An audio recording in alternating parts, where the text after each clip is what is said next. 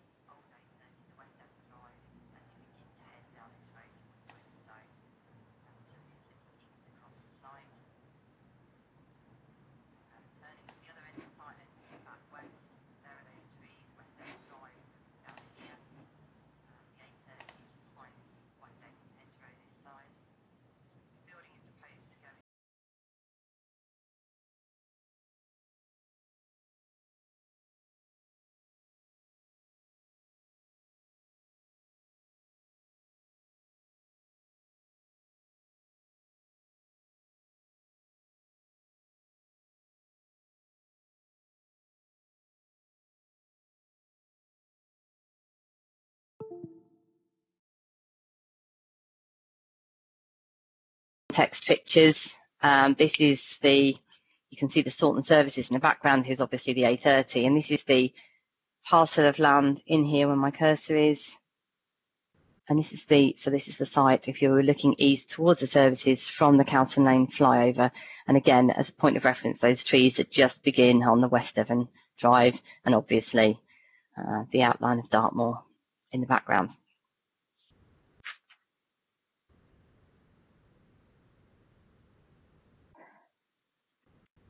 As an update, since the writing of this report, the Plymouth and South West Devon Supplementary Planning Document, or SPD, was adopted by West Devon Borough Council on the 9th of June this year, with this adoption being completed and formalised once it was adopted by South Hams District Council on the 16th of July 2020, so just a couple of weeks ago. The SPD is a material consideration in decision making and recommendations. Having reviewed the SPD and its explanatory text against the proposal, it's still considered to accord with the guidance and the policy, and the recommendation remains for conditional approval as set out on pages 5 and 6 of your reports, members.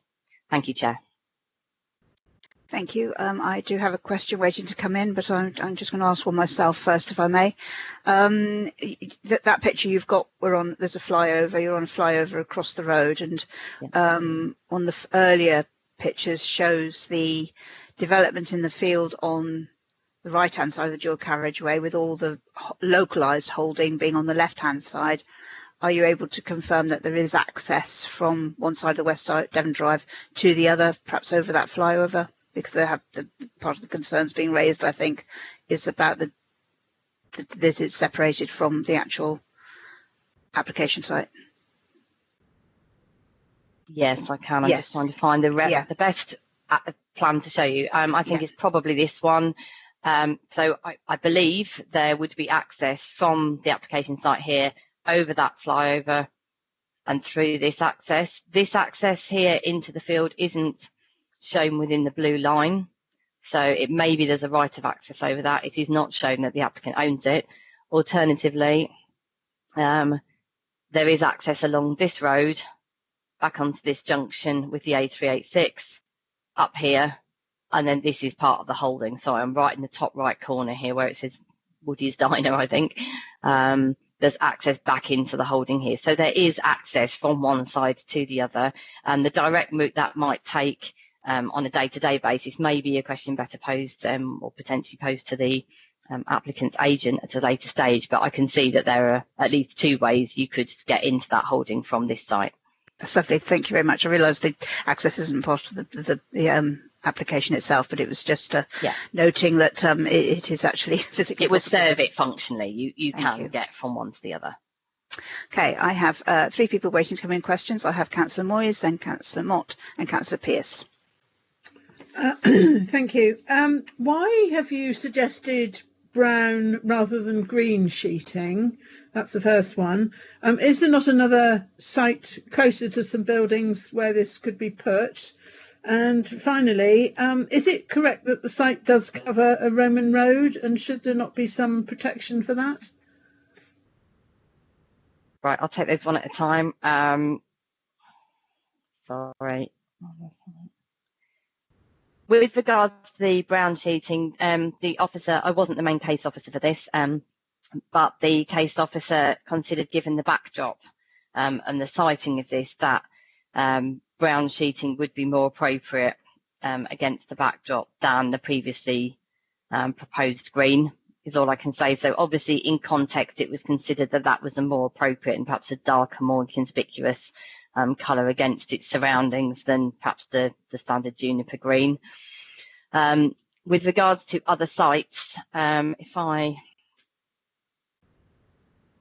can just go to this, there are no other farm buildings at all within the holding.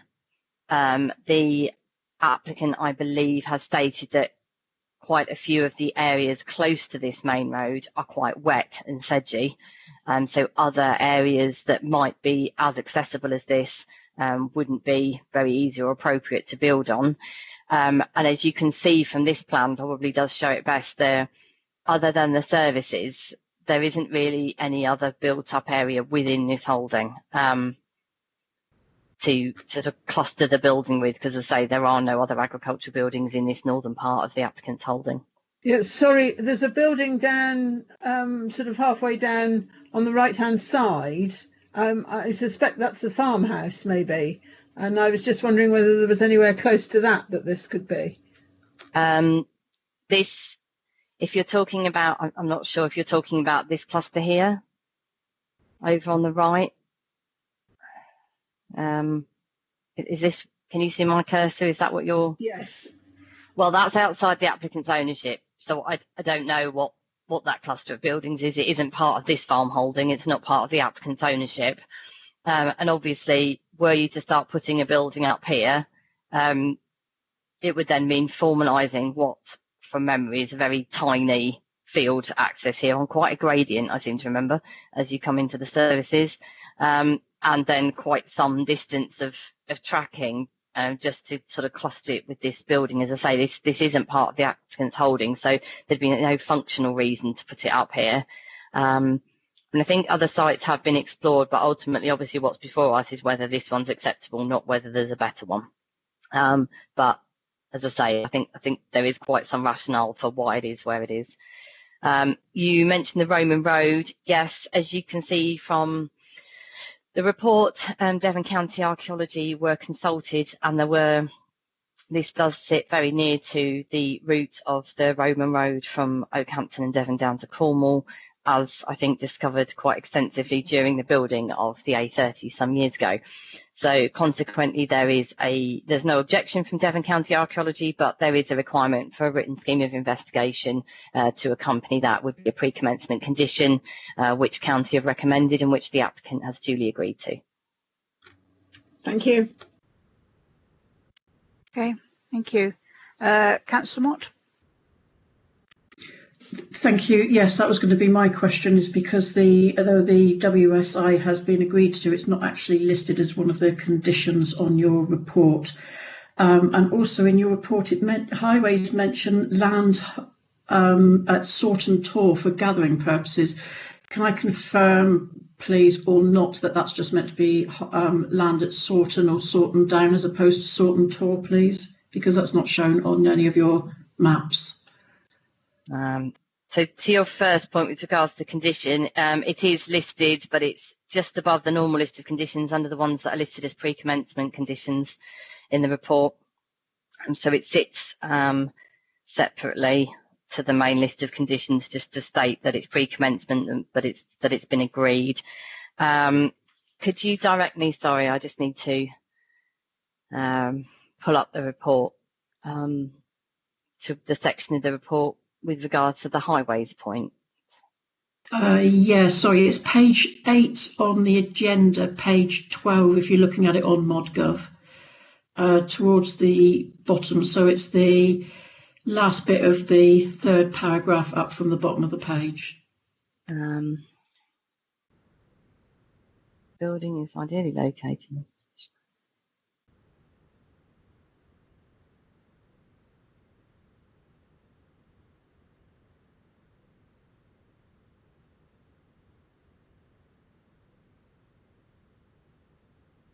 So you're questioning this quote from Highways about it's the closest area of land to Saughton Tor for gathering purposes.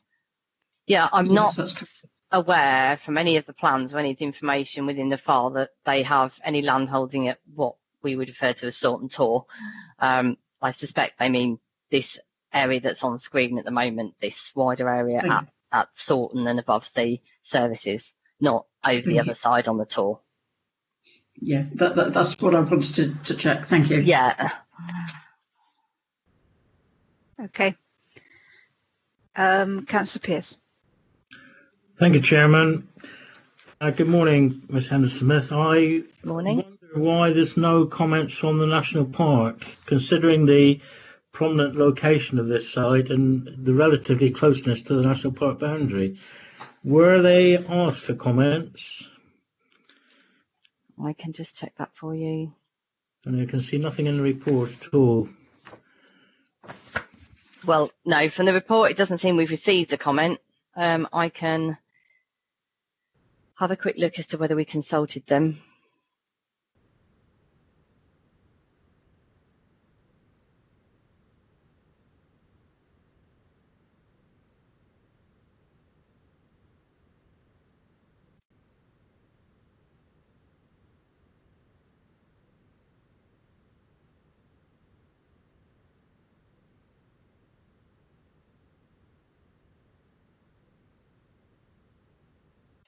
So I'm just trying to see if the case officer is available to just answer that question. Okay, sorry about that. No, that's okay. It would appear that they weren't consulted, that the proximity due to the scale of the development wasn't considered great enough to consult them, hence the reason they haven't commented, I would imagine. Right. Okay, I'm very surprised that that decision was taken, because it is a very prominent spot, as you will know. Okay, thank you for that. Okay, thank you. Councillor Crozier, I think you've just made a comment, haven't you? Is that a question? Yes, it's just a comment. He would have common rights, and that's why gathering is mentioned, and he obviously has common rights up in that neck of the woods. Okay, thank you. Any other members have any other questions? Okay, we can always come back in a minute. So we do have a registered speaker who is a supporter of the application. That is a Mr. Ed, I think, Pers. I'm hoping I pronounced that correctly. Mr. Pers, are you able to confirm if you can hear okay? We can make sure we can hear you. Hello, Madam Chairman. Yes, it's Ed Pers, and I can hear you, so brilliant. Thank you. You can hear me. Okay, thank you. You do have 3 minutes in which to make your presentation. 30 seconds before the 3 minutes is up. One of the officers, Ms. Young, will actually just give you a 30-second warning just to say you have 30 seconds left, so as you know where you are in your timings. Okay, so when you're ready, then feel free to start presenting. Thank you. Thank you very much, Madam Chairman and members. I would like to start by stating our whole hearts have raised. I'll quickly go through those. Councillor Yelland, you raised concerns about the access. I can confirm that access can be gained by Cowson Lane, which was the first point of access that I think Anna referred to on the plan. Councillor Moyes, in terms of the colour of the building, we have no preference. So if members think that a different colour would be more appropriate, my client is absolutely fine with a different colour. We were suggested brown, and we've gone along with that. Councillor Mott, in terms of Salton Tor, as Councillor Crozier, I think, has mentioned, he's got common grazing rights and moorland rights, so that's the reference to Salton Tor, and that obviously won't show up on his actual holding because they're moorland rights. And finally, in terms of Councillor Pearson and the DMP, what I would say is that it's if you look at the Salton Down service station and this site, it's well screened from wider views, this site, so I'm not wholly surprised that DMP weren't necessarily consulted. My client's land extends to over 400 acres. He's got 200 cows and 450 sheep. And as you've seen, the farm is spread over a wide area with the maid holding at Lidford, as well as the land at Linnicombe, which is on the north side of the A30 and extends to some 170 acres. There are no buildings, as has been explained, and this building will plug that gap. There is no dispute regarding the need for the building. Rather, the Parish Council and the ward member have concerns regarding the size, location and visibility. It should be noted that my client has worked with the case officers to make changes, which has resulted in the recommendation for approval. My client has offered for the eaves heights to be reduced and the building to be moved within the site, and the external channels has been changed. The building will be used for the storage of livestock fodder and animal welfare equipment and small machinery. Logistically, the application site is in the optimum. It's centrally located in relation to the main holding down at Lifted and the land at Linnicombe. The road network is excellent. The site is well screened from wider views with existing boundary hedges and sheaves. And in terms of the size of the building, it's relatively modest at 300 square metres when you compare that to permitted development rights, which allow buildings up to 1,000 square metres. I would wholeheartedly recommend support the recommendation for approval. Thank you.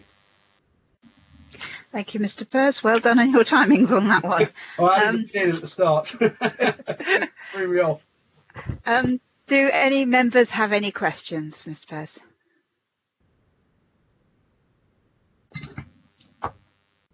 It would appear not, so you're getting off lightly. Thank you very much indeed for your time, and obviously you're welcome to remain to the end of this particular application. Okay, thank you. Thank you very much. Thank you. Councillor Mott, yes, you are the ward member. Did you wish to speak regarding this application? Yes, thank you, Chair. I don't think anybody can dispute the need for an agricultural building in this area. The concern is that it is in a field separate to the main holding at Sawton and Linnicombe. Access is not an issue. The fact that a building is needed isn't an issue. Like I say, there is just concern that it is separate from the main parcel of land, and preference would be for the shed to be located on the main part of the holding across the other side of the A30. There is plenty of scope for positioning a shed in that main holding, and that would be the preference. Thank you. Thank you, Councillor Mott. Did any members have any questions for Councillor Mott for clarity? No? Okay. Any further questions for the planning officer at all?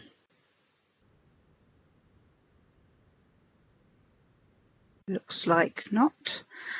Ms. Henderson-Smith, did you want to say something? Yeah, please. Thank you, Chair. I just wanted to remind members that when considering the proposal, it is important to remember that you're considering whether or not this is acceptable, not whether or not another site would be preferable. This is the site that the applicant feels would best serve the functionality of his holding. Officers are content that's acceptable. So as I say, it's just that reminder that you're looking at whether this is acceptable, not whether there's an alternative that members might prefer. Thank you. Thank you, Councillor Pearce. I have you down for a comment, but if it's not a question, can you hold that fire until we move into debate, if that's okay? Okay, fine. Thank you. Any other questions from anybody? No. In that case, I will move the recommendation as laid out on page 6, the officer's recommendation, which is for conditional approval. Could I have a seconder for that, please? Happy to second, Chairman. As Councillor Pearce, Vice Chairman. Thank you very much indeed. And you then wanted to speak, so over to you, Councillor Pearce. Well, my comment was actually that the address for the applicant is incorrect, and I just wish to correct Mr. Pearce, because Henscott Farm, the applicant's address, is in fact within Mary Tavy Parish. And the address is on the application is Tavistock, and also the postcode is wrong. I think members should need to be aware, and I think with Mr. Pearce quoting Lidford, although it's in the vicinity of Lidford, it actually falls within Mary Tavy Parish. And that's the only comment I will make at the moment, Madam Chair, if that's okay. Thank you. Just ask Mrs. Folds, I think, does that have any bearing on the application itself and the decision-making process if the address is recorded incorrectly of the applicant? Sorry, Chair, just bringing my mic down. Good morning. No, I don't think you are prevented, as long as those who had the right to be informed have been informed. We can correct that. I'm not aware that there was an error on the application, but I don't think we can clarify this, and I don't think this prevents you from determining the application today. Thank you. Thank you. Councillor Moyes. Yes, I drove up past the site yesterday, and the field is extremely boggy, with reeds growing over it, as I think you could see from the photographs. So I think it would be difficult to build anything on it. Of course, the vegetation surrounding it could always be taken down, and then the building would certainly stand out. It's in the countryside, apart. I'm also worried that this field is totally on its own and could easily be sold off, and maybe a proposal for a house be put in the future. The access is along a straight piece of road where a road I travel on quite a lot, where cars really speed, and I know the highway officer has no problem, but just a point. I think I am also worried that farms now have several different pieces of land away from the actual farms. And I think in the future we will get requests for houses to be built on a lot of them. Obviously that doesn't particularly affect this one, but just a point. Finally, hay and straw being moved and make a mess on the road, but then that would obviously be for the applicant to clear up. That's it. Thank you. Thank you very much. Any other members wish to comment?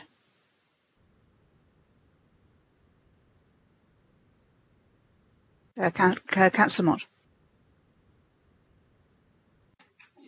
Thank you, Chair. Just really to confirm my concerns over the location of the shed, and that I feel it would be better placed across on the main holding. There is adequate access from Cowson Lane for the holding. There's also, a lot of tractors, trailers, large vehicles travel up and down Cowson Lane anyway. So I feel that the argument for having the access and having the shed off the main road is a moot point, shall we say, and because of where this shed is positioned with this application, I would feel that I am unable to support this application. Thank you. Okay, thank you. Any other members? Okay. Just waiting to see if anybody else. Yeah, if I chair, Councillor Crozier, yeah. I was wondering, is this land the other side, the northern side of the A30, is a block of land with no buildings? Is it in his ownership or is he a tenant? Because that could have a different play on the proceedings. Okay, who would like to take that one?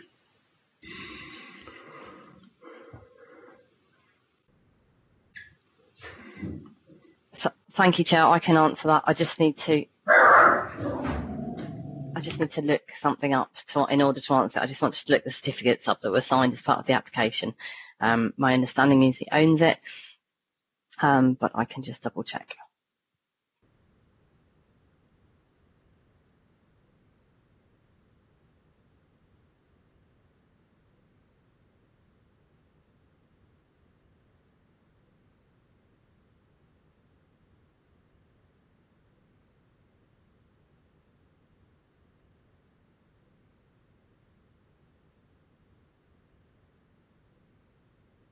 Just while you are checking that, Ms Henderson Smith, I was wondering if I could ask Mrs Folds to come in regarding the conditions about land being sold off. Yes, thank you, Chairman. The comment was made by Councillor that you have some concerns about it being separate from the majority of the farm. Officers have sought to address that by including the condition that the land can only be used for agricultural purposes, and if those purposes cease, then the building needs to be removed. That's one of your conditions. Obviously, that doesn't prevent the land being sold off, but it does secure that the building is only used for purposes of agriculture. And if there was a sale of the land with the intention that it is used for another purpose, then that building would have to be removed. Thank you, Chair. So, sorry, that concerns the building, but what about the rest of the land? Could they put an application in for a house on the rest of it? That particular field, I mean. Well, no, they would have to. If you were wanting to change the use of the land, then that would require a separate permission. But if you were wanting to change the use of that land and use that building for a dwelling, you are prevented from doing so. One, because the use of the land is currently agriculture, and two, the building is only permitted for the purposes of agriculture. So I wouldn't share your concerns that this building may then get divorced from the farm and an application be made for a different use, such as a dwelling.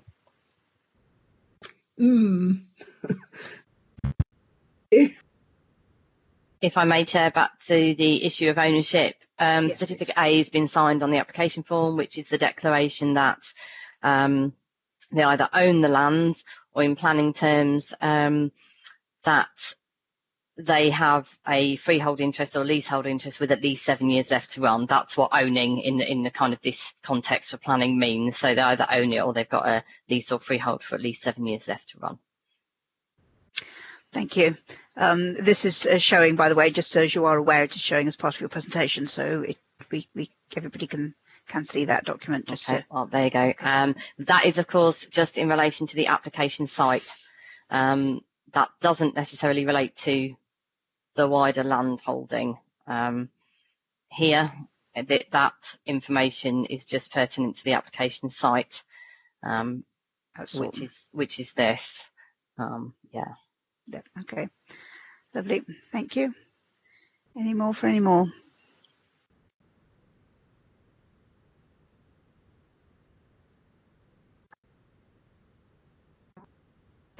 Yep.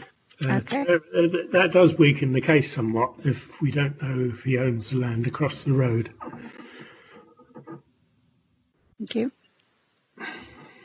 I would, Chair, if I may, within this red line that's been submitted is obviously the application site, and then the blue line is any other land within the applicant's control, and that, although it obviously goes off this screen on the basis of the requirement we have for the scale that application plan needs to be submitted at, it does suggest the applicant controls this land. To what extent, I can't clarify. It perhaps been a question for the agent, but whether they've got it on a long-term lease, that wouldn't be unusual for agriculture. And in any case, that's still a large parcel of land that currently has no agricultural building serving it. Okay, thank you. Right, I think that is it. I've not had anybody else come up with any request to debate, in which case I think we will now take this to the vote. So what we have before us is a recommendation to approve the application, and Mrs Hall will now ask each councillor to confirm they were present for the entire item and also take the vote. So just to confirm you were present, and then whether you're for the officer's recommendation, against, or an abstention. Okay, thank you. Thank you, Chair. Members, I will ask you in turn to confirm you were present and have heard all of the debate. Councillor Cheadle. Yes, I was present throughout, heard all the debate and support the officer's recommendation. Thank you. Councillor Crozier. Yes, I was present throughout and I support the officer's recommendation. Thank you. Councillor Hipsey. I was present throughout and support the officer's recommendation. Thank you. Councillor Mott. I was present throughout the presentation and I will be voting against the officer recommendation. Thank you. Councillor Moyes. Yes, I was present throughout the presentation and I'll be voting against. Thank you. Councillor Pearce. Yes, I was present throughout and I will support the application. Thank you. Councillor Ratcliffe. Yes, I have been in attendance for the duration of the meeting and I support the officer's recommendation. Thank you. Councillor Renders. Yes, I was in attendance throughout and I will also support the officer on this one. Thank you. Councillor Vachon. Yes, present through the presentation and I support the recommendation. Thank you. And Councillor Yelland. Yes, I confirm I was present throughout and heard everything and I support the officer's recommendation. Thank you. I can confirm then that there were 8 in support and 2 against. So that is carried. Thank you. Thank you, everybody. So yes, as Ms Hall said, that one is carried. Thank you very much for your time to Mr. Pearce. Our next actual application isn't due to start until 11:15, and I don't think we can start early because of the need to invite people in and because it's being streamed live, so members of the public who have an interest in the next application won't log on until 11:15. So this does mean that we do need to adjourn until well, say 20 to 11 to come back on, and for Mrs. Hoare to actually do the roll call to ensure everybody is here. So could I ask everybody if you just put your microphones to mute and ensure your cameras stay off, because the live stream will continue. So anything that you say or do might well be picked up in the domain. Okay, so if we would just pause everything for half an hour. Thank you all very much.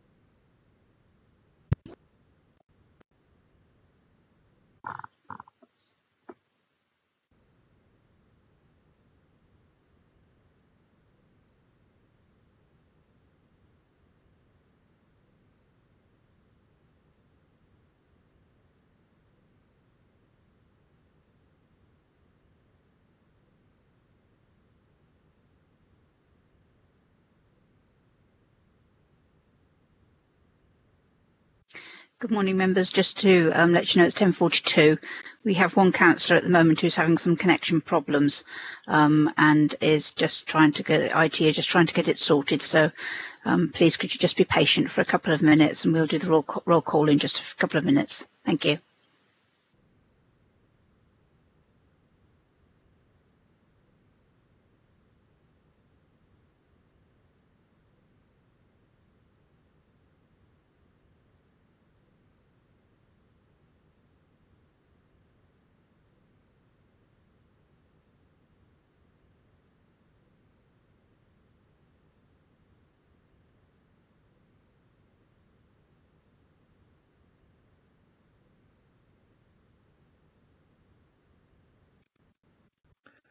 I'm back on, Chairman. Sorry about that. That's okay. Welcome back. Okay, it is 10:43, so I'm going to ask Mrs. Hall if she'll do the roll call again, just to confirm that everybody is present and everybody can hear who should be. In the meantime, everybody else, if I can just ask you to mute your microphones, I'd be very grateful. Thank you very much. Thank you, Chair. The roll call of the members. Councillor Cheadle, please. Yep, I'm here and I can hear. Thank you. Councillor Crozier. I'm here and I can hear. Thank you. Councillor Hipsey. I'm here and I can hear you. Thank you. Councillor Mott. Thank you. I'm here and I can hear. Thank you. Thank you. Councillor Moyes. Present and I can hear. Thank you. Councillor Pearce. Present and I can hear. Thank you. Councillor Ratcliffe. I'm present and I can hear. Thank you. Councillor Renders. Yes, I'm here and can hear. Thank you. Councillor Vachon. I'm present and I can hear. And Councillor Yelland. I'm present and I can hear. Thank you. Wonderful.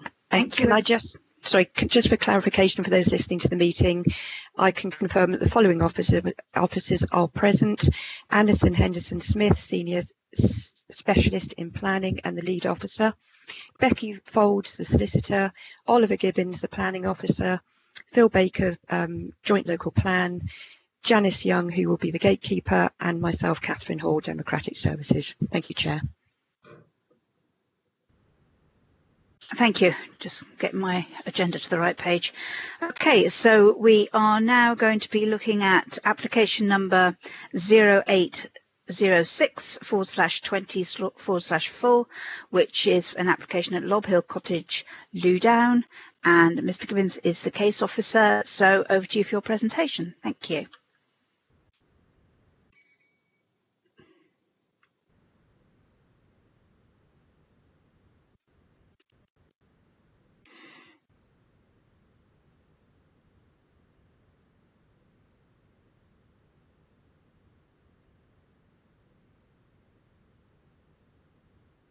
Mr. Gibbons, you are on mute if you are speaking. We can't hear you at all.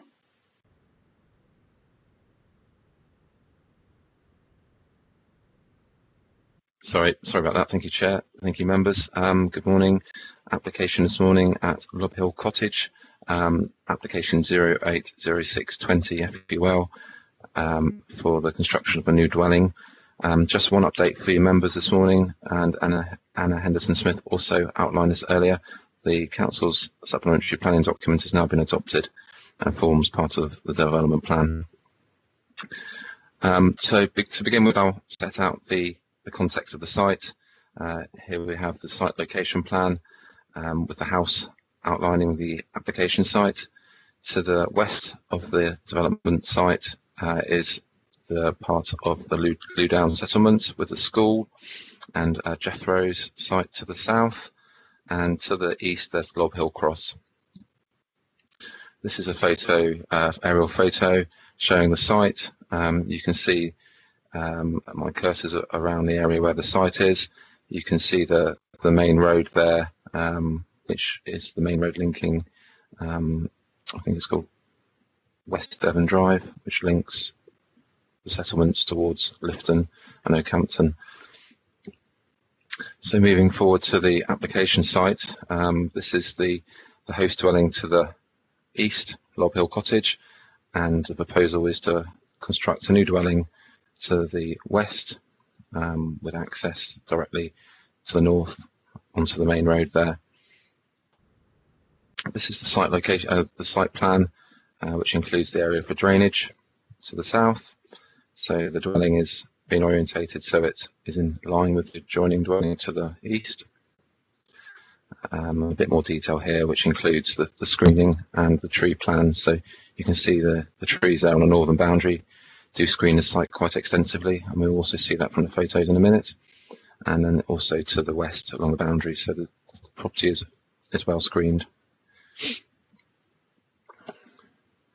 Floor plan is a two-storey dwelling with accommodation on the roof, really. Main accommodation is at the ground floor there, with parking as well. And the elevation plans. Sorry, if I go back to my previous comment, sorry, it's a single-storey dwelling with accommodation under roof. And this is the photo from the site, looking across. You can see those trees from the road, so you can see how well screened the site will be.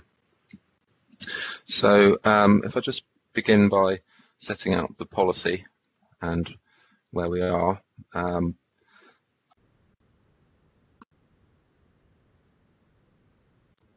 So the site is located in the countryside, away from the settlement.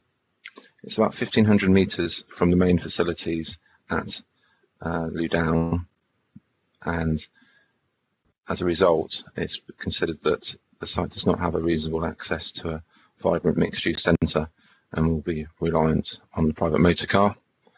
So as a result, the site has a poor level of access to local services. There is a bus that links the site, but the service isn't very frequent.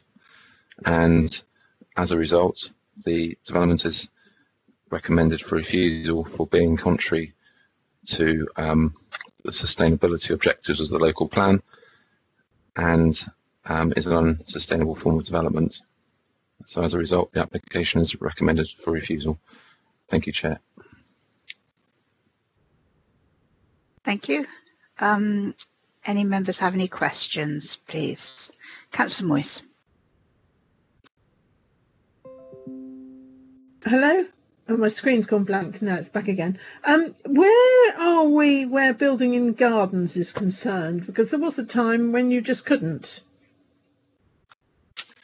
Yes, I mean, we have a new development plan which sets out the settlement hierarchy.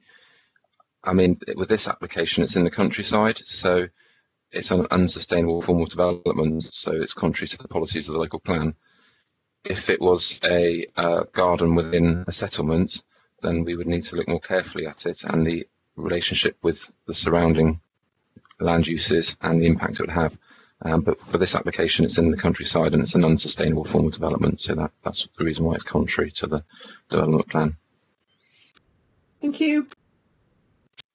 I have Councillors Cheadle, Crozier and Hipsey. Thank you. Oh, thank you very much.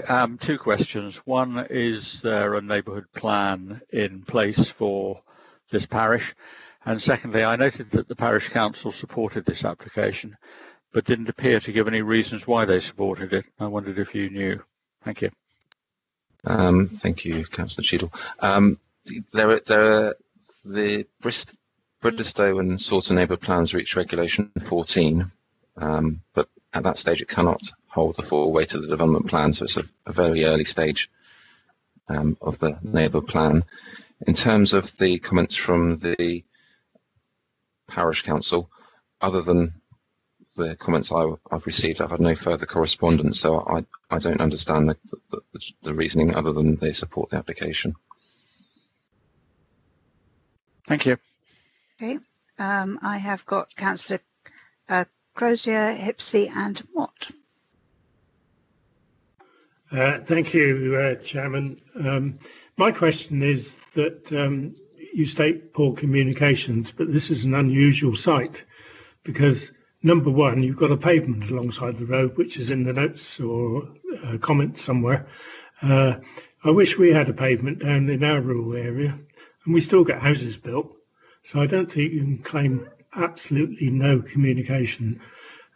Secondly, electric bikes, buggies, etc., which is the more modern way of moving to the location. Yes, that is my question. Thank you. No problem at all. I was wondering if Phil Baker could come in and just discuss some issues around sustainability.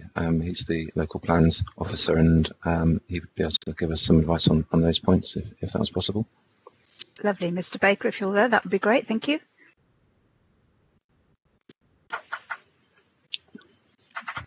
Good morning, members. Thank you, Ollie. It's a good question with regards to how we consider the settlement pattern within the kind of modern behavioural patterns and how people get around. There is a pavement. It's on the other side of the road, however, and the settlement pattern in this area, obviously the settlement has a linear pattern, and while there is a pavement, it's still some distance from the local services and facilities that are available to local people. And yes, there are other forms of transport available with regard to things like e-bikes and such like. That doesn't change the pattern of the settlement. It doesn't change the distance to the local services and facilities, and there's absolutely no guarantee that any development in this location will encourage people to use that form of transport. The adopted strategy, spatial strategy within the joint local plan would suggest this is an inappropriate and unsuitable location for development. Thank you, Mr. Baker. I have now Councillor Hipsey. Yes, another point of clarification, please, related to sustainability. I think the officer's report somewhere here confirms that there is a bus service that will connect the site to the settlement of Lewdown. Do we know how frequent that bus passes the site, please?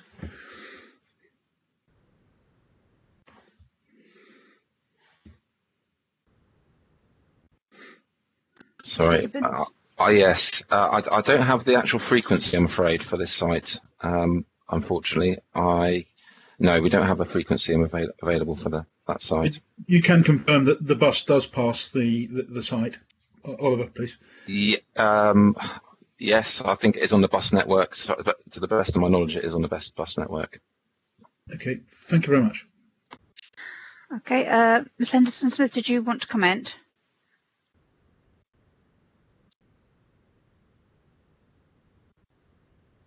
Oh, right, okay. Sorry, I thought you did. And I have Councillor Mott and then Councillor Vachon.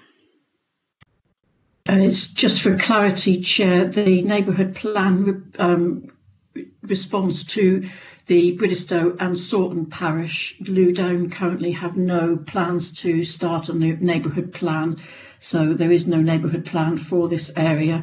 And also to confirm for Councillor Hipsey, there is a bus service, but it is currently under review from Devon County Council as to how frequent that service is going to remain. Currently, there's about, certainly get one go through at 7 o'clock in the morning going towards Exeter. It's about an hour-ish, maybe 2 hours then between services going in either direction, and with the last one finishing sort of late afternoon. Thank you. Thank you. Councillor Vachon, you have a question? Yes, it's actually been answered. Actually, it was the same question as Councillor Hipsey regarding the bus frequency, and that's been answered. Thank you. Thank you. Any other questions? Comments from the officer? Okay. In which case, we do have a registered speaker, which is Mr. Burton, who's the agent for the application. Mr. Burton, can you confirm if you can hear me? And I can hear you. I can hear you. Can you hear me? Yes, we can do. Isn't that wonderful? Wonders of technology. Welcome to our first, your first remote meeting with us. Only our second remote DM meeting, so we're still trying to iron out some of the tweaks of the practicalities. But yes, you do have 3 minutes in which to speak. You probably, if you're listening to the previous application, then you'll be aware that you will get a 30-second warning when you have about 30 seconds left. So I would ask that you would take that into account as you wrap up. When you have finished speaking, then members will have the opportunity just to ask you some questions for clarity if they do so wish. So when you're ready, in your own time, if you'd like to make a start. Thank you. Councillors, thank you for your time today. I start by setting out that it is accepted the site is brownfield land and therefore should be acceptable for building under paragraph 117 of the NPPF. We must then examine why the site is deemed unsustainable. We are within walking distance of the school at 600 metres and a pub at 1 kilometre along a lit pavement, and there is a bus stop by the house. A resident could quite feasibly make a good number of journeys without relying on a private motor vehicle. Your officer cites a recent appeal, but this is not in the same location. It is up an unlit road with no pavement and does not have a bus stop outside. It is a different site and should be considered as such. I believe we're also all in agreement that the site sits well within the street scene and will have no impact on the openness of the countryside. I did, however, want to set out to you a further consideration with regards to material planning considerations and the committee's right to deviate from the local plan. The relevant part of the NPPF is paragraph 12 and reads as follows.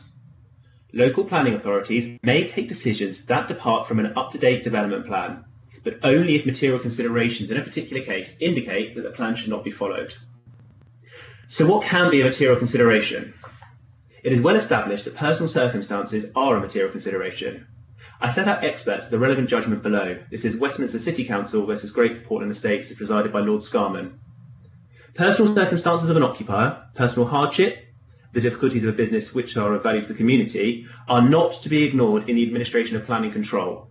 It would be inhuman pedantry to exclude from the control of our environment the human factor. And the human factor can, and sometimes should, be given direct effect as an exceptional special circumstance.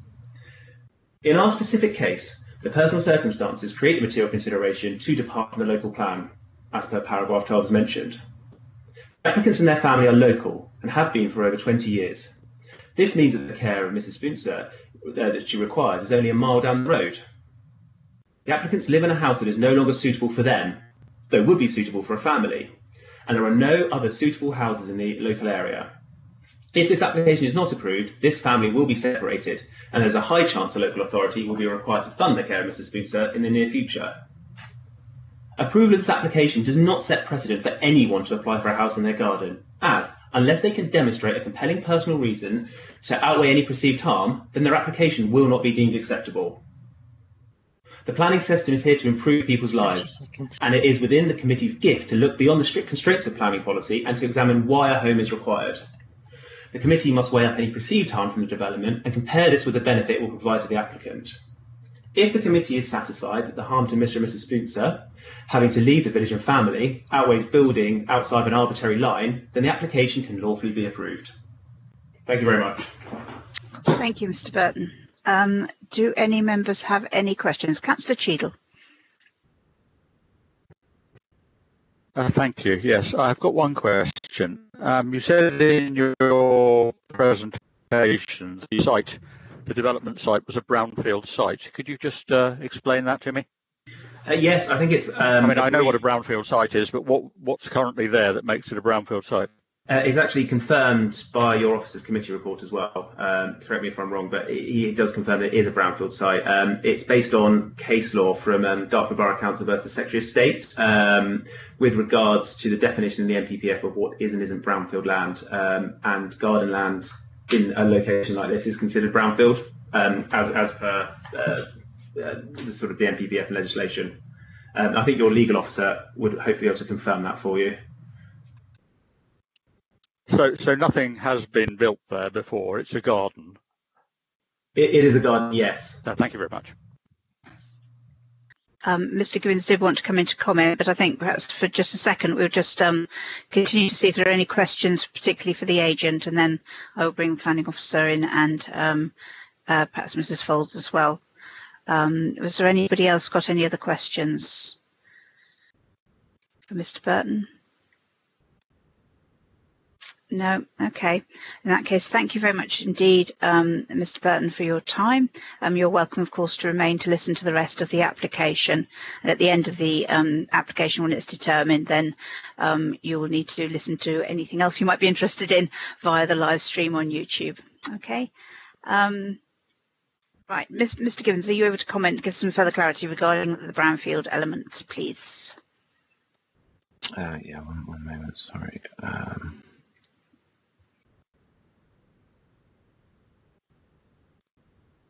Yes, thank you, Chair. Yes, the applicant's agents have just referenced the brownfield land. There is a legal decision and it is referenced within my report. However, we're talking about sustainability here, and at the heart of the NPPF is about sustainable development. This development is located away from a vibrant mixed-use centre and will result in an unsustainable pattern development. If it was brownfield land and it was unsustainable, it's still unsustainable for the reasons set out in the report. In terms of the personal circumstances, they are acknowledged, but with this application, we're talking about a new dwelling. Now we've got new dwellings being built right across the district and the borough. There's a planning permission also at Jeffrow's, just to the west of the site that's coming forward. It's got planning permission. Also, there's development in the settlement hierarchy further up in places such as Oakhampton, where there is a much wider range of facilities, more healthcare facilities, more specialist facilities and community facilities, which is a much more sustainable pattern of development. So whilst the circumstances of the applicants are noted and acknowledged, there are other places within the district and not far away that are more sustainable, and as a result, these personal circumstances are not considered to be a material consideration within this application. Thank you. Thank you. I do have a bit of a further question on this. Now, I'm not sure if you'll be able to answer it, or if it may be even Mrs. Folds or Ms. Henderson-Smith that will need to answer it.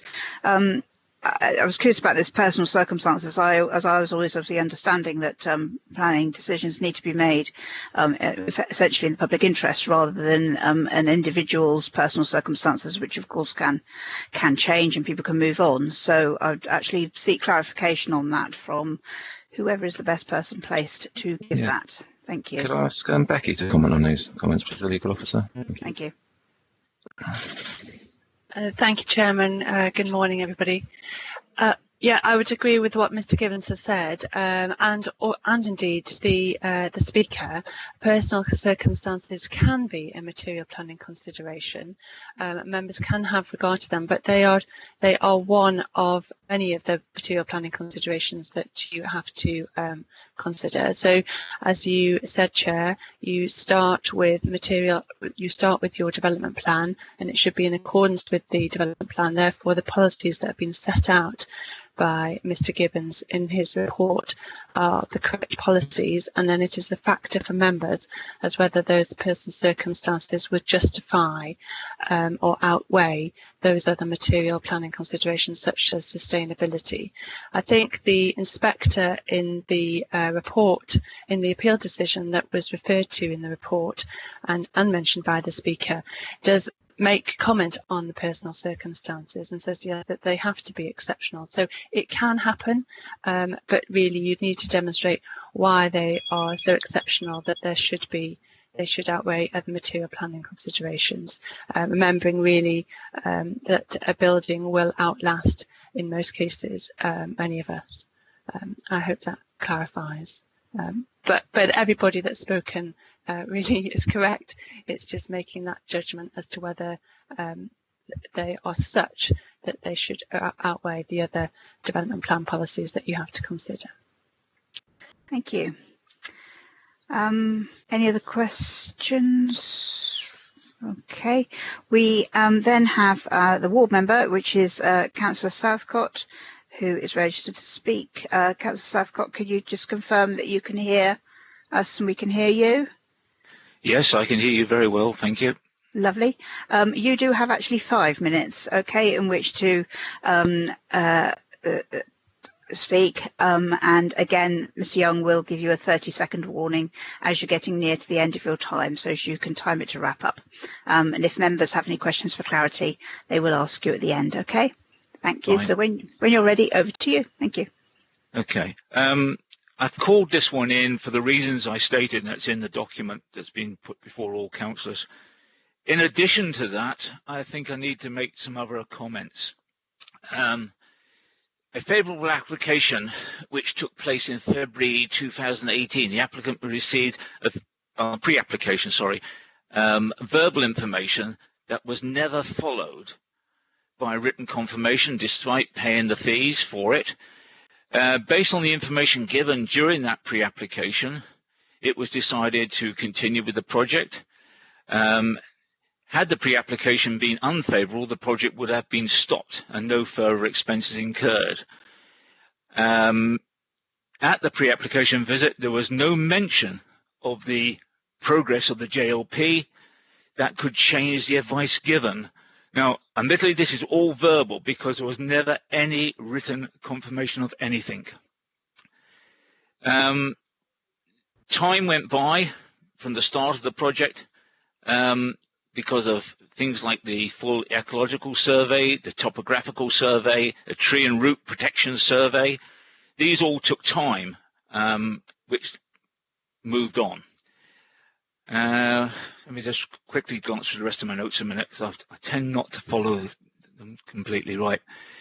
The original application for this site, because this is a re-application, was done in the 21st of January 2019 with a target decision date of the 18th of March.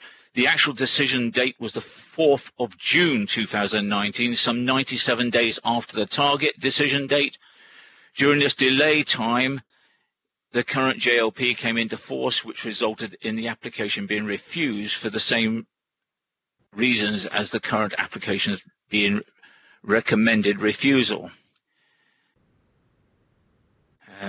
Just a short pause a minute and just read. I put extra little notes in which I might not want to read out. Right, okay. With regard to the applicant's personal reasons for the application, they are straightforward. In the first place, the applicant moved here some years ago to be near their son and family, who are local farmers. They're just about a mile down the road from them. The applicant and his wife are advancing in years, but wish to stay close to their son and daughter-in-law, as they will provide care as and when required. Further to this, the design of the building is to allow them to live on the ground floor when needed, in a living carer on the upper floor. The applicant's wife does have mobility problems, and this is why they really want to move into a bungalow. And we've been keeping an eye on the situation for available property in the area, and there's nothing suitable coming up that will allow them to stay close to their family. The aim is to continue living in the community near their family. They may well benefit a local council, this may well be beneficial to the local council, and it is hoped that the applicant and his wife will live their entire life without going into care. All right, so they're hoping that the family will be able to look after them until they pass on. To clarify a comment in the report, the applicant has offered to accept any conditions that would restrict the market for this property in the future. So they're quite happy to have any condition that the council sees fit to make sure that it goes to local people in the future. Now, with regard to the parish council, which I do sit on these days, they seem to have the attitude they don't need to put in further details. They have supported this application twice now, with no real objection to it. The other thing I'd like to point out is the footpath that's been mentioned on the other side of the road is quite a good footpath all the way through the village. It is street lit, so it is well lit at night. I think that's just about it. The time has dragged on with this application. It should really have been dealt with before the JLP came in, and I personally think the applicant has been hard done by over the way things have happened. I rest my case. Time. Thank you. Thank you, Councillor Southcott, and we'll pick up and ask the officer to comment in a few seconds on a couple of the items that you have raised. Okay, so I will ask questions on those. Do members have any questions for Councillor Southcott?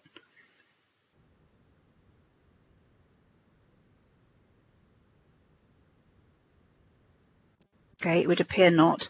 So thank you very much for your time, Councillor Southcott, and I'm actually not sure what the position is with the board member, whether you actually do stay in here, but you would be able to anyway until the end of the application has been determined. Okay.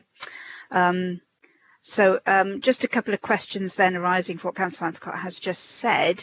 I think probably one certainly is for the legal, is that with respect to how the case has been handled at pre-app stage, just to clarify that this wouldn't be a material planning reason, it would be actually something that's an issue that an applicant would need to pick up through the complaints procedure. Is that be correct?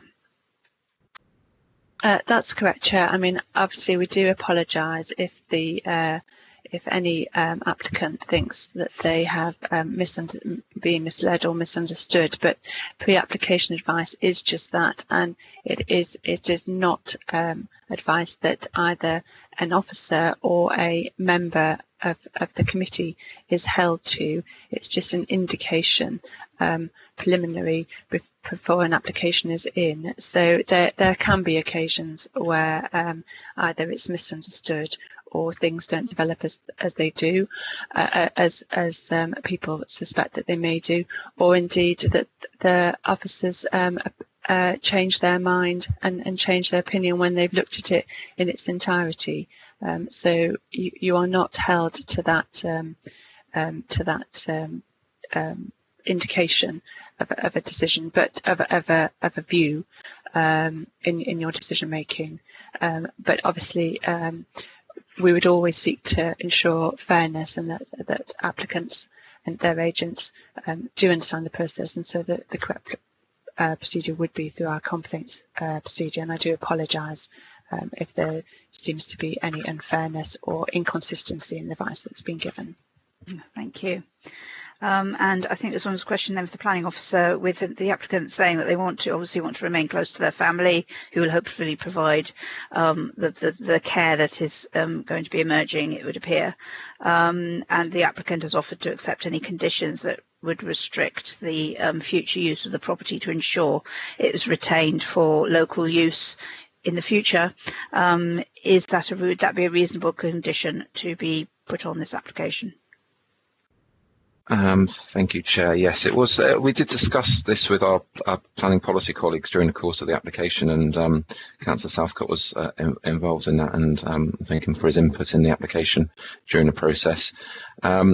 Because of the site's location, distance from the edge of the settlement, it was considered not to be an appropriate mechanism to ensure that, because it is in the countryside, and it isn't. If it was on the edge, on an edge of the settlement, on a settlement where it is more sustainable, that could have been a potential route for us to consider.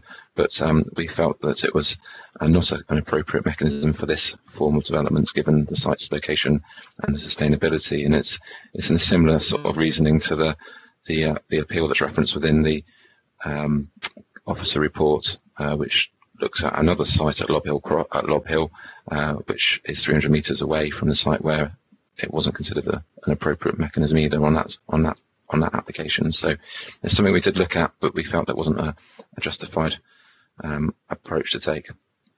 Okay, and I can see Ms Henderson-Smith just wants to comment on this, as does Mrs Fuld. So I'll just ping another question in there, which is part of this, and it can be picked up by whichever you want to do it. I mean, my question is this committee was minded to go against officer recommendation and to approve this application as to whether then that condition could then be placed? Because I appreciate the planning officer's recommendation is for refusal. Could Phil Baker's sorry, could I possibly come in on that? Yeah. Councillor Yellen, please, is what I was about to cover, really. Yes, that's what I thought. Sorry, Anna Henderson-Smith, for anybody who doesn't recognise my voice. So the important thing to remember here is that a condition or a Section 106 legal agreement, generally speaking,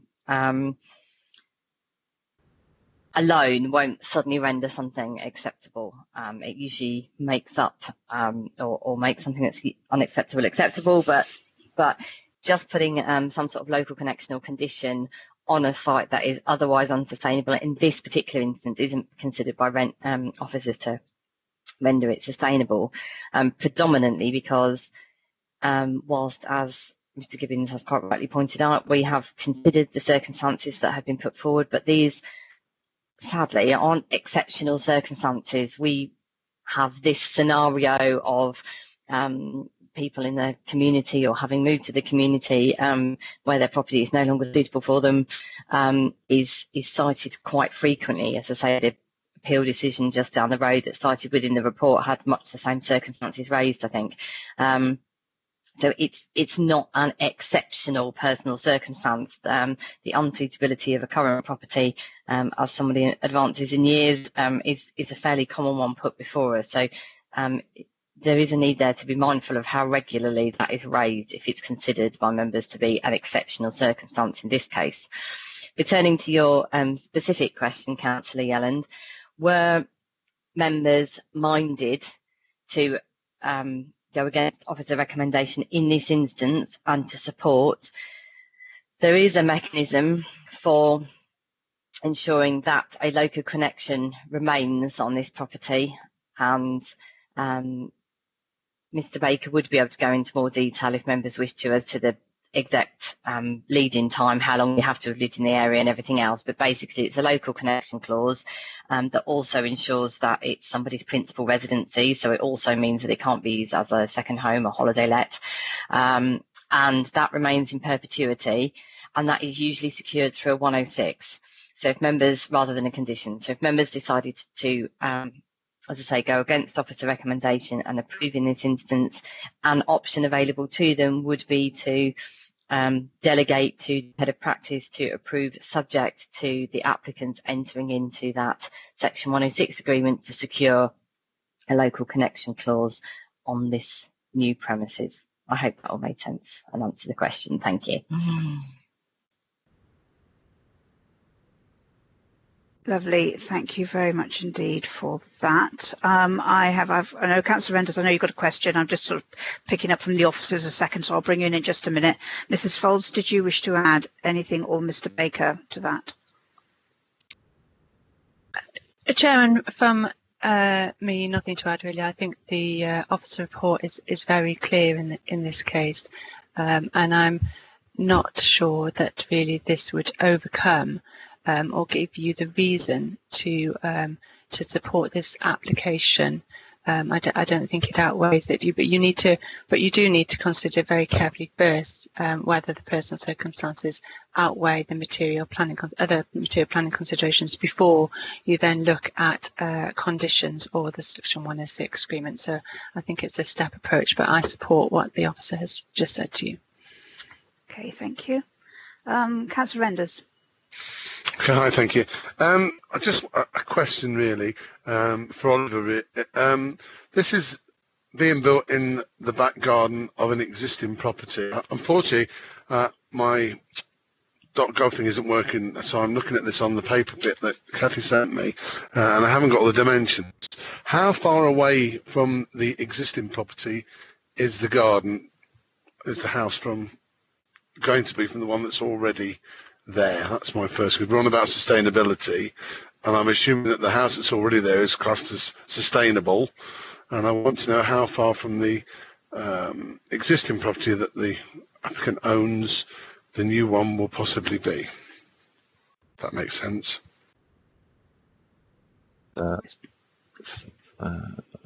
Thank you, Councillor Renders. Yes, you can. I haven't got a scaled measurement, but you can see there on the plan on the presentation that it is probably within 15 metres or something like that of the existing house.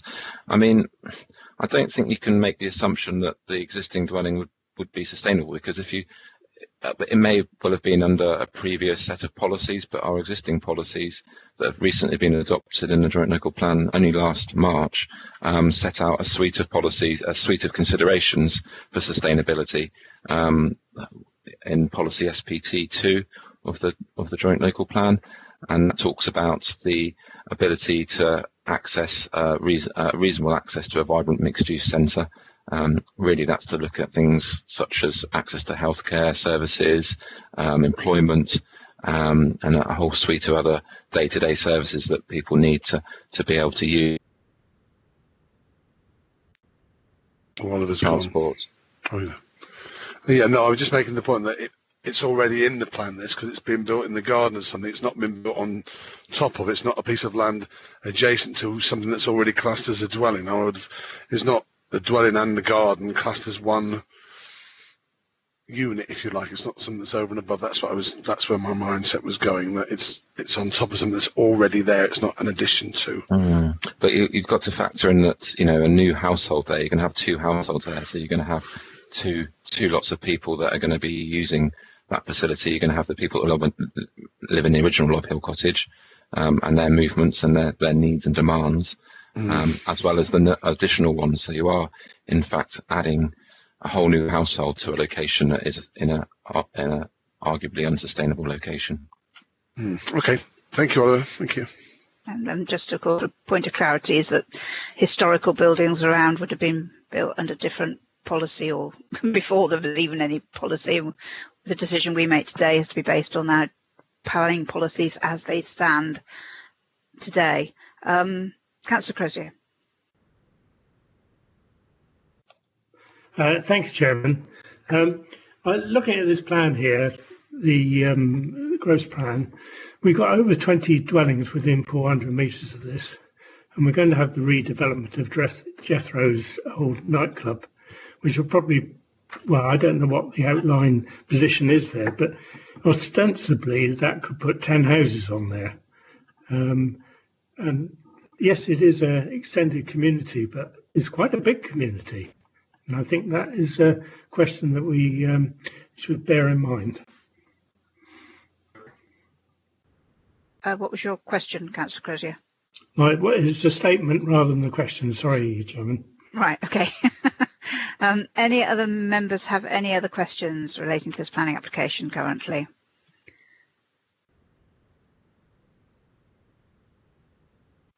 Yeah. Okay, thank you. I think possibly it is worth just clarifying with the planning officer, because obviously within Ludan itself there is a development that will be coming forward at some point, which is I don't know, I can't remember if it's outline or where we are, what the distance is. I think you did actually say in your report, but I think it might be useful just to have a reminder of that, of the distances between the two, because we're looking at what is Ludan, which is the village, and then what is Lobwell Cross, which is a separate settlement. Yes, thank you, Chair, and thank you, Councillor Crozier. Yes, the site is located to the west of Jeffreys. If you see on my map there, the cursor, I don't know if you can just about make the cursor out there. Yes, that's the brownfield site of Jethro's, and that has recently been granted outline planning permission for residential development. There isn't a number on that. It's just an outline permission for residential development. I think the development site will come forward. It will certainly be several houses. Until we see the details of reserve matters, we won't be able to tell the number, but that could provide bungalows. It could provide dwellings, two-storey dwellings, and a whole variety of developments to meet the local need. In terms of distances, I'll just have to refresh myself with the report because I can't remember exactly what the numbers were off the top of my head. I'll see if I can find out. 1 moment, sorry.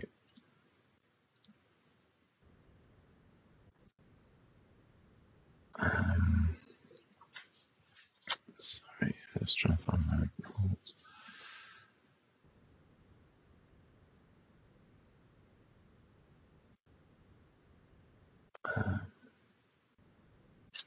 Ludown's located 1.5 kilometres from the site, which is the main settlement of facilities there at Ludown.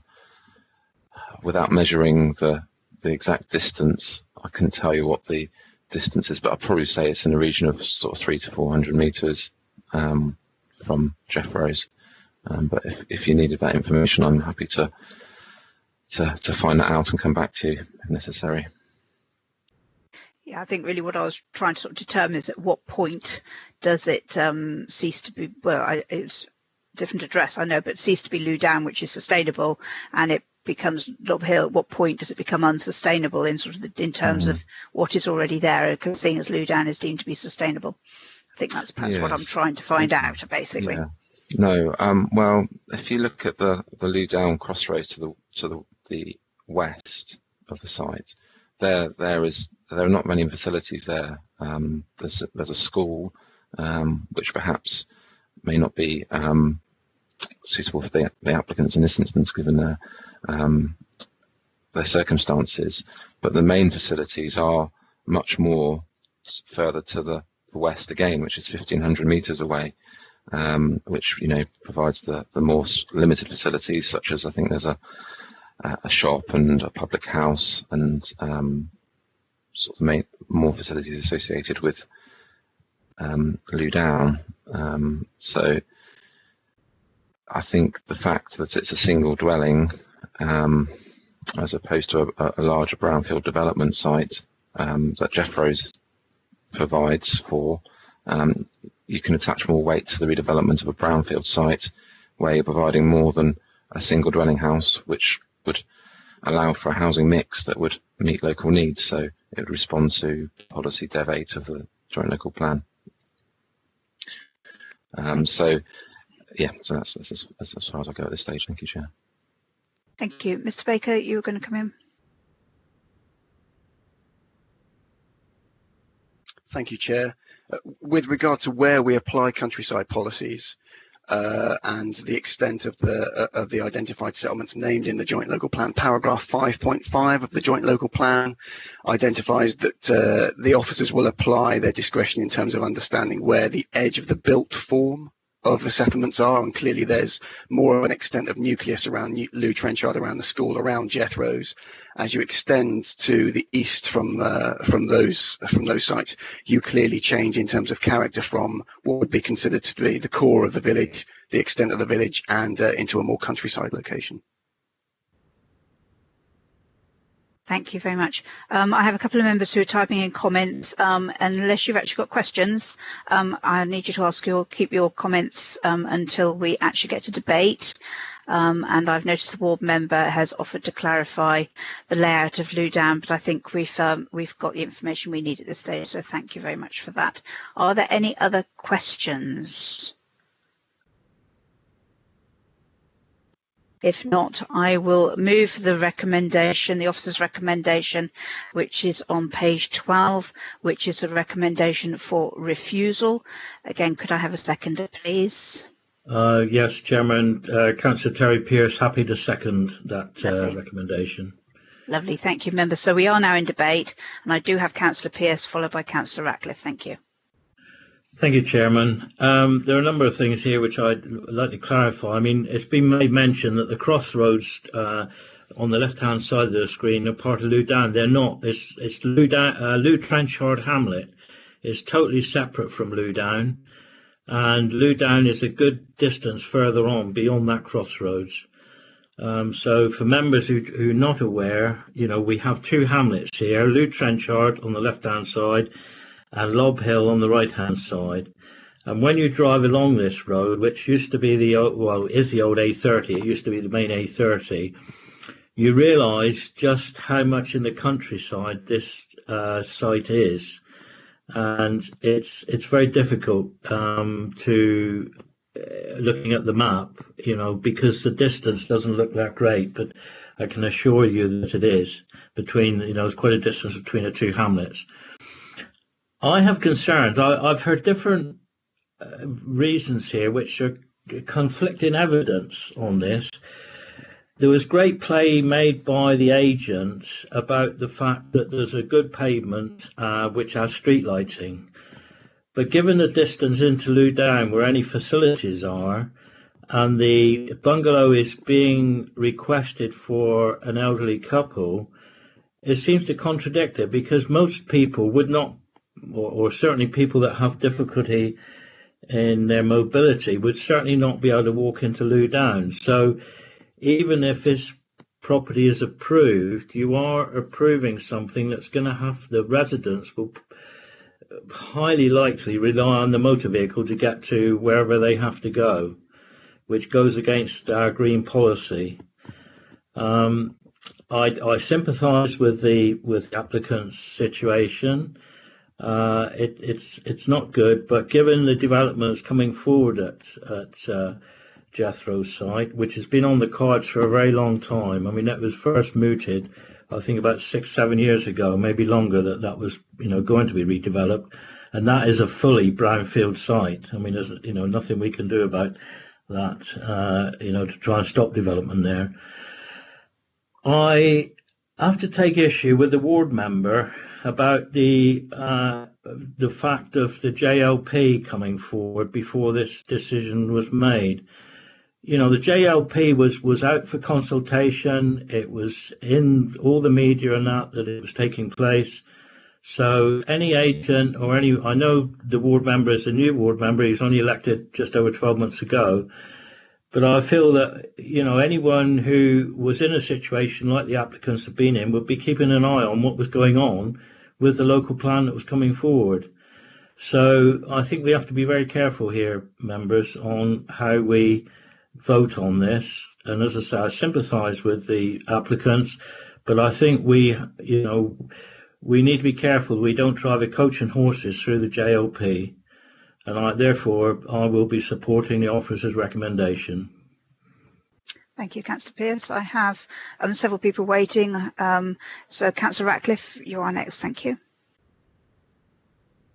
Right, and thank you very much, Chair. Can I refer to the plans which were submitted with this application, and in particular, the special needs which have been reported during questions and now into debate, and this is for access for the disabled and people with special needs.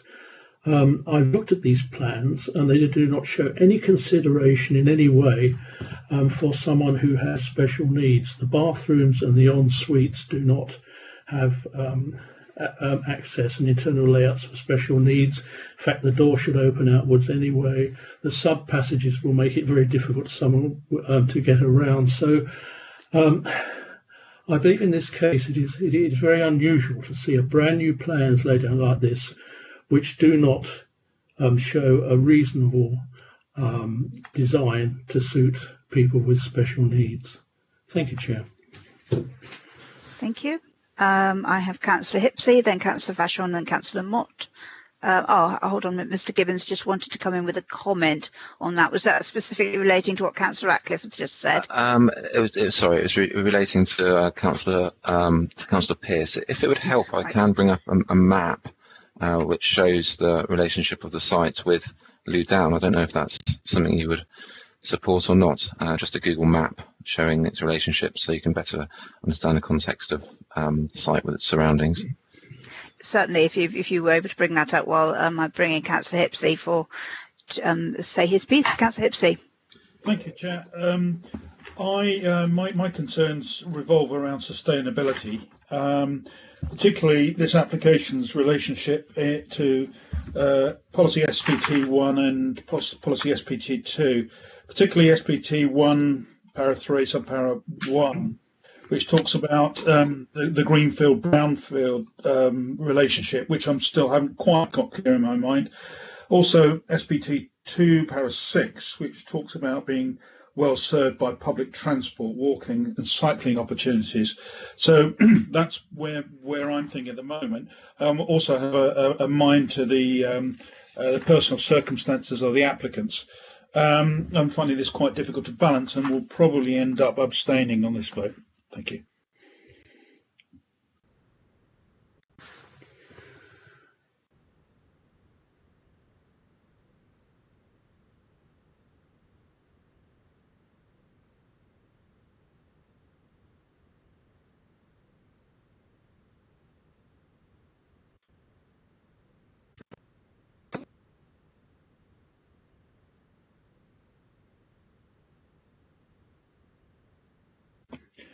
Hello, Chair.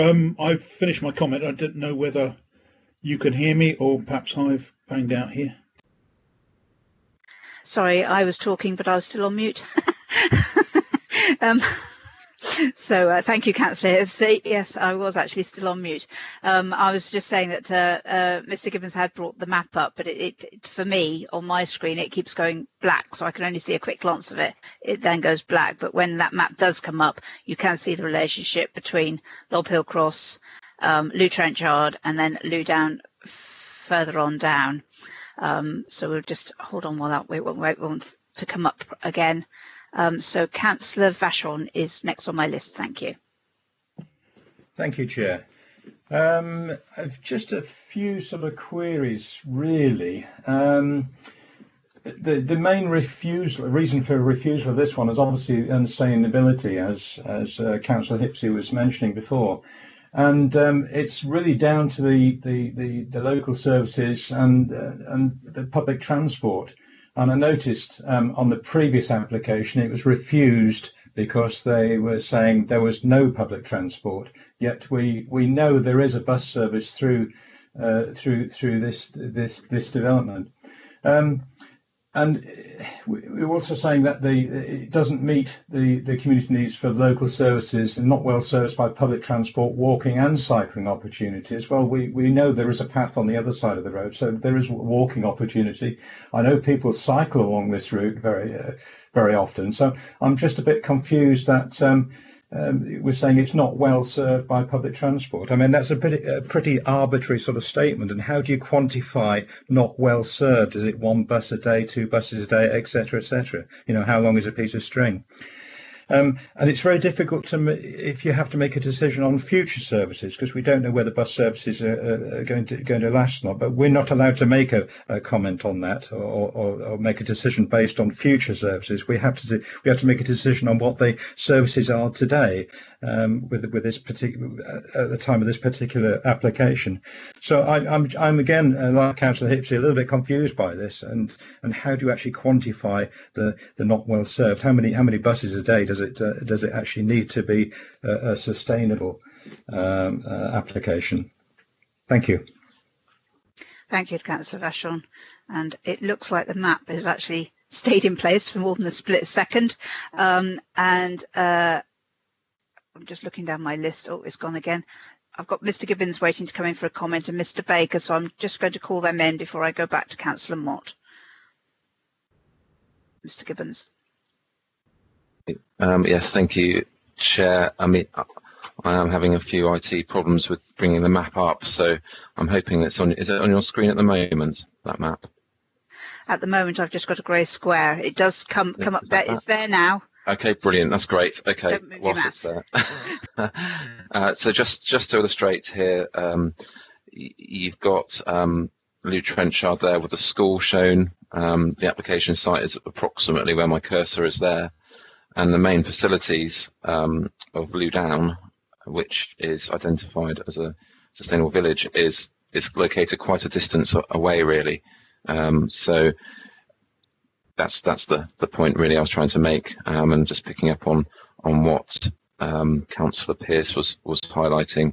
I think from the report it's about 1,500 metres away, 1.5 kilometres away. So it's that distant really. I mean, just picking up on Councillor Vachon's comments and sustainability, it is a judgment call, and that is the cost of sustainability really. It's not a tick, it's sustainable or cross, it's not. I mean, we've got a suite of policy considerations within SPT1, and there's a whole variety of considerations in there. I mean, what we're trying to do with the settlement hierarchy is to ensure that development comes forward in sustainable locations so that it reduces the need to travel by car. It makes the opportunities for people to walk to services more. Ollie, sorry, I can actually quantify this. Yeah. In relation to the comments around how we quantify things. Firstly, the list of named sustainable settlements that we've got in the joint local plan was informed by an assessment of their physical connectivity. In order to do that, we considered the extent to which a bus service could provide access to an employment centre. So a reasonable and frequent bus service would include a service before work hours to enable somebody to access their place of work, and after hours in order to bring them home again. And so there was a consideration of the quality of bus service that was considered in terms of identifying the named sustainable settlements in the joint local plan. The other element with regards to walkability, underpinning policy SPT2, there are some indicative walking thresholds to local facilities. So again, they are quantified. Again, it's not completely a judgment call. Each case officer doesn't make it up as they go along. They apply the walking thresholds identified to support SPT2 and apply a degree of local context to that. And an example of how that's applied was an appeal decision last year, I think it was, on the old Royal Exchange Inn site, which is to the west of Lew Down. Again, it benefits from a pavement connection into the centre of the village. But again, when the inspector considered the distances and the circumstances that somebody would be walking along that road to access local services was not considered to be favourable, and the outcome of that appeal was dismissed. So it is difficult when you're looking at a settlement that has a linear pattern. But those things have all been taken into consideration, and we do have a reasonable body of appeal decisions now where inspectors accord with the view of planning officers in terms of how we apply that adopted policy and those walking thresholds. Thank you. And Ms Henderson-Smith has actually referred to figure 3.2 in the joint local plan that you've all got. It does set out the distances that Mr Baker is referring to. I have, let me get this right now, Councillor Mott, I think, waiting, and then Councillor Cheadle. Thank you, Chair. I was hoping the map would be able to stay there just a little bit longer. I have a problem with this application in that the applicant states that the reason for wanting to build within the garden is so that they can remain close to their family, to be able to provide care and support. However, the application does include a room and facilities upstairs within the roof for a live-in carer. So I kind of feel that that argument kind of is negated. And also, as already been mentioned, that the joint local plan was adopted in March, so it would have very much have been taken into consideration with any pre-app, and certainly even if the application had been determined in time, the JLP would have been at an advanced enough stage to have been relevant and to have been judged against. Again, I'd like to remind members of several similar applications at the other end of the settlement. So to the far left of your screen, you can see a blue dot there, which is a similar distance from the centre of Loudoun as the application site is. That was refused as it was unsustainable. Where C&G Auto Service are, there was an application there that was refused for because it was unsustainable, and also the impact on the wider landscape. Again, slightly to the left of C&G Auto Service, there was an application for building within the Royal Standard car park, refused because of unsustainable location. You might remember recently we had the application at Cannon Barn, which is just there where you can see Concept Haylage. It's just on that crossroads there. That again was refused on impact on the wider landscape and also because of its location. I can go on. I mean, we've got applications that are in hand at the moment. You've got 2 outline applications, one which has been approved, one which is going through at the moment for Jethro's. You've got 14 houses that have got approval at the crossroads sites next to the school. We've also got 2 sites coming forward at the Slaughterhouse site, which is roughly between the L and the E of Loudoun. So we have several houses being brought forward within the village of Loudoun itself. I'm afraid I'm going to have to go with the officer recommendation on this one and support his recommendation for refusal. Thank you. Thank you, Councillor Mott. I have Councillor Cheadle and then Councillor Pearce, I think. Yeah. Thank you, Madam Chairman. I would just like to congratulate Councillor Southcott on giving us as choice a conundrum as we've probably had for a long time, with so many sort of conflicting arguments, which makes it a really tough and difficult call. Notwithstanding that, I shall be supporting the officer's recommendation because I feel the joint local plan needs support where it provides guidance, and secondly, and perhaps more importantly, there is development planned for the area which appears to be in a far more sustainable location than this one. So I shall be supporting the officer's recommendation. Thank you. Thank you. Councillor Pearce. Yes, I just wanted to ask the planning officer if he could put his cursor on the correct spot. He was too near to Lou Trenchard when he was pointing where it was. It's down in the right-hand corner of that top field. That's it there. So it is nearer to Lob Hill but that gives you an indication of how far out in the countryside that is. This site is. Thank you, Chairman. Thank you. There's nobody else actually registered on the chat that wishes to speak. I realise that for members of the public, you might have seen messages popping up, and that is because there was a query regarding the page on the joint local plan, which was referring to the distances, and that information has been provided to members.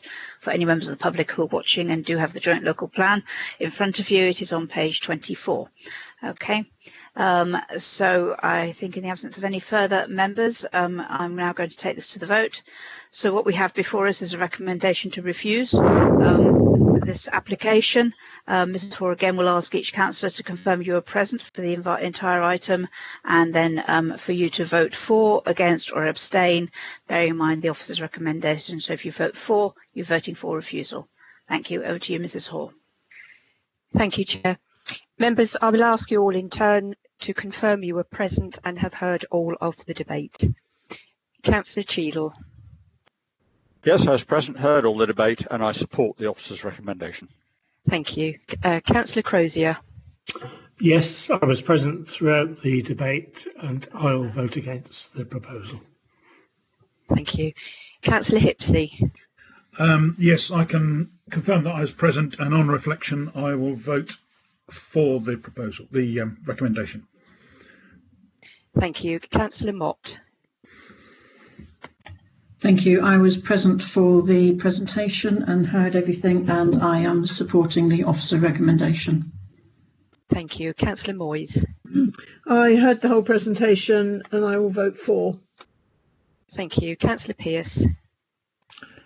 Thank you. I was present throughout and heard the whole conversation, and I will support the officer's recommendation. Thank you. Councillor Ratcliffe. Yes, I have been in attendance during the duration of the debate, and I therefore support the officer's recommendation. Thank you. Councillor Renders. Yes, I've been here for the whole duration, heard everything, and I'm going to go against. Thank you. Councillor Vachon. Yes, present throughout and support the officer's recommendation. Thank you. And Councillor Yelland. Present throughout, heard the whole of the presentation, and I vote for the officer's recommendation. Thank you. So that's 8 for the recommendation of refusal and 2 against. So thank you. Refused. Thank you. Yeah, thank you. Yes, I do. Yeah, confirm that application has actually been refused. Thank you all for your time on this one. Our next application is due to start at 12, and it does take the officers about 5 to 10 minutes just to change the registered speakers, so we will reconvene at 12 o'clock, ready for a prompt 12 o'clock start, where Mrs. Hall will take a roll call again to confirm that everybody is present. As before, please leave your microphones on mute and your videos off, because the live stream will continue on YouTube. Thank you. See you all in about 10 minutes. Thank you.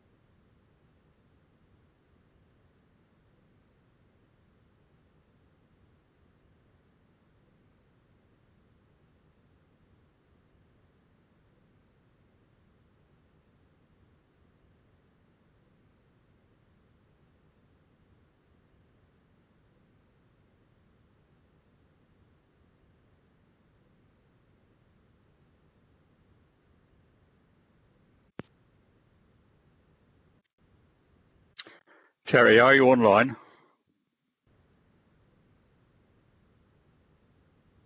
Hi, Rick. Yes, I am. I'm just. I've just told Andy Bates that we'll miss his meeting. Sorry. I've just told Andy Bates that we'll miss his meeting. Oh, right. Okay. I was just going to. I was just dropping a line to Janice to let him know that we wouldn't, or I wouldn't be there anyway. Yeah. Okay. You know, because this won't be finished much before 1 o'clock, I don't think. No. It's a very Okay. Members, this is still being live streamed. Okay. Thank you, Chairman.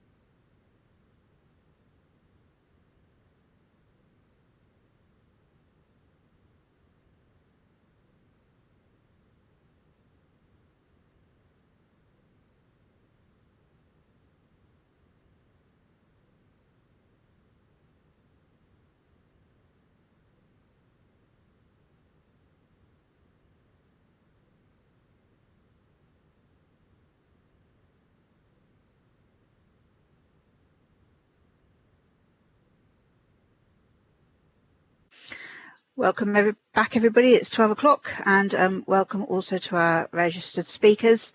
And to our speakers, I will explain the format as and when we actually get to your particular point. I'm going to ask Mrs. Hoare now if she will take the roll call and confirm which officers are present. And just before she does, please could I remind members just to use the chat facility to indicate if you have a question or if you wish to debate using those 2 words rather than using the chat facility to make any comments. That's in the interest of transparency, because people who are watching on YouTube who perhaps may have normally been in the chamber obviously can't see what is being written. So thank you. So Mrs. Hoare, over to you. Thank you, Chair. Roll call for the members. Thank you. Councillor Cheadle? Yep, I'm here, can hear. Thank you. Councillor Crozier? Yeah, I'm here and I can hear. Thank you. Councillor Hipsey? Present and I can hear. Thanks. Thank you. Councillor Mott? Present and can hear. Thank you. Thank you. Councillor Moyes? Present and can hear. Thank you. Councillor Pearce? Present and can hear. Thank you. Councillor Ratcliffe? Present and can hear. Thank you. Councillor Renders? Yes, present and can hear. Thank you. Councillor Vashon? Yes, present and can hear. Thank you. And Councillor Yelland? I'm present and I can hear. Thank you. And just for clarification for those listening to the meeting, I can confirm the following officers are present. Excuse me. Anna Henderson-Smith, the Senior Specialist for Planning and the Lead Officer for today. Becky Folds, who's our Solicitor. Oliver Gibbons, Planning Officer. Phil Baker, Joint Local Plan Officer. Janice Young, who is the Gatekeeper. And myself, Catherine Hall, Democratic Services. Thank you, Chair. Thank you very much indeed. So we move on to our third application for the morning, and it is actually afternoon. So it's our first one for the afternoon, depending on your point of view. And this is for application number 1919/19/VAR variation, which is a land adjacent to Breckland, Down Road, Tavistock, Devon. Ms. Henderson-Smith is the planning officer on this one, so I will hand over to her for her presentation. Thank you. Thank you, Chair. Afternoon, members and any members of the public. Yes, this is land adjacent to a property called Breckland on Down Road in Tavistock.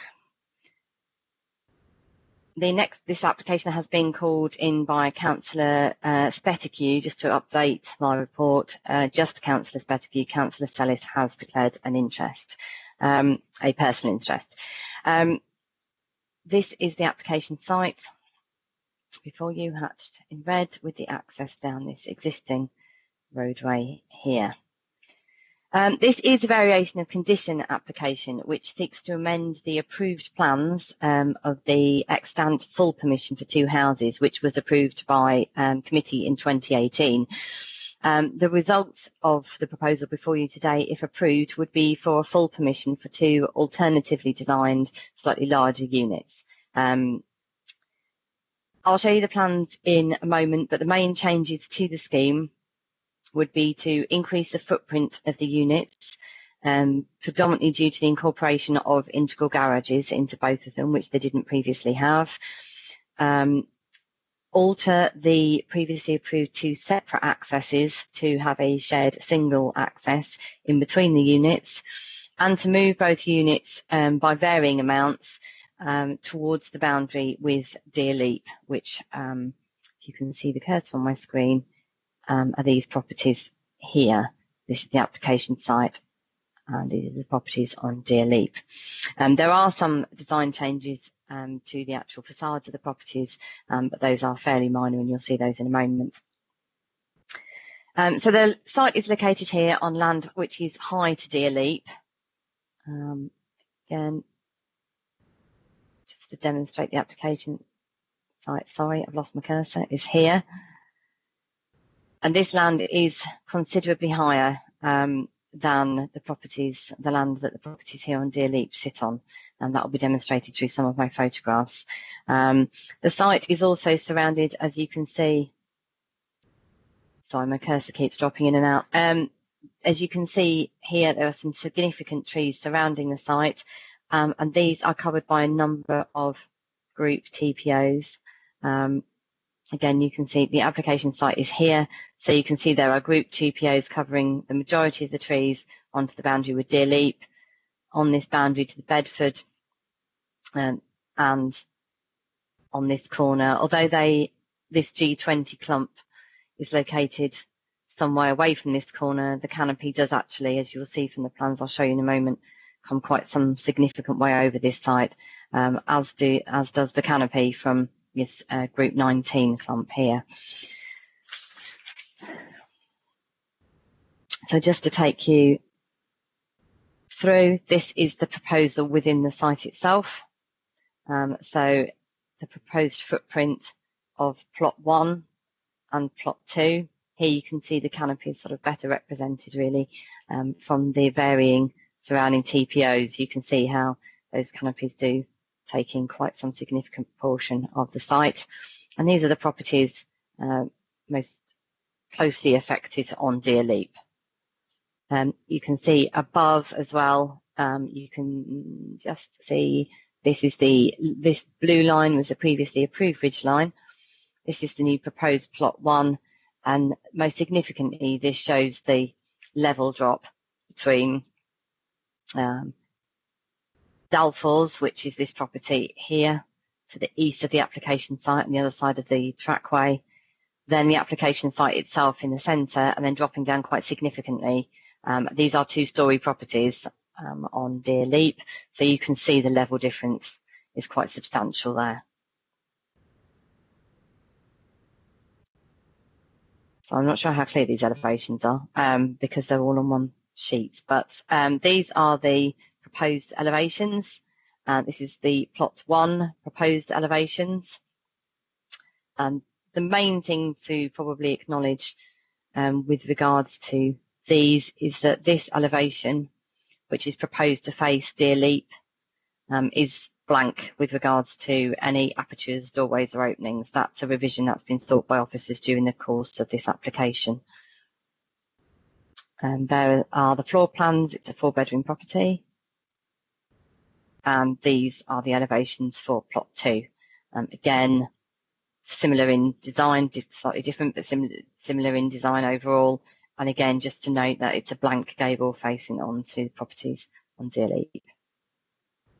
And you can see actually in both floor plans the integral garages, which are predominantly pushed for the larger footprint and have been the main cause of the properties moving towards the boundary with Deer Leap.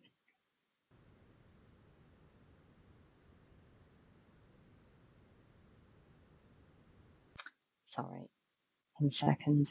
I'm just waiting for my computer to catch up. Just to set this out, so this plot plan shows the proposed footprints and the location with the previously approved outlined in red. So you can see the relationship with the properties either side and with Deer Leap to the northwest. And as above, again, it also shows the approved ridge lines as compared to Deer Leap. But the main change to pick up in this plan is this is the previously approved footprint for plot 1 and the previously approved footprint, sorry, for plot 2. And you can see that in both cases there's a slight change in orientation, but predominantly it's the incorporation, if you can see grade underneath, of the integral garage here, which has pushed the plot footprint further towards this boundary with Deer Leap, and even more clearly so actually in the case of plot 2. You can see it's pretty much just the depth of the garage which has pushed it in this direction and slightly towards the southwest.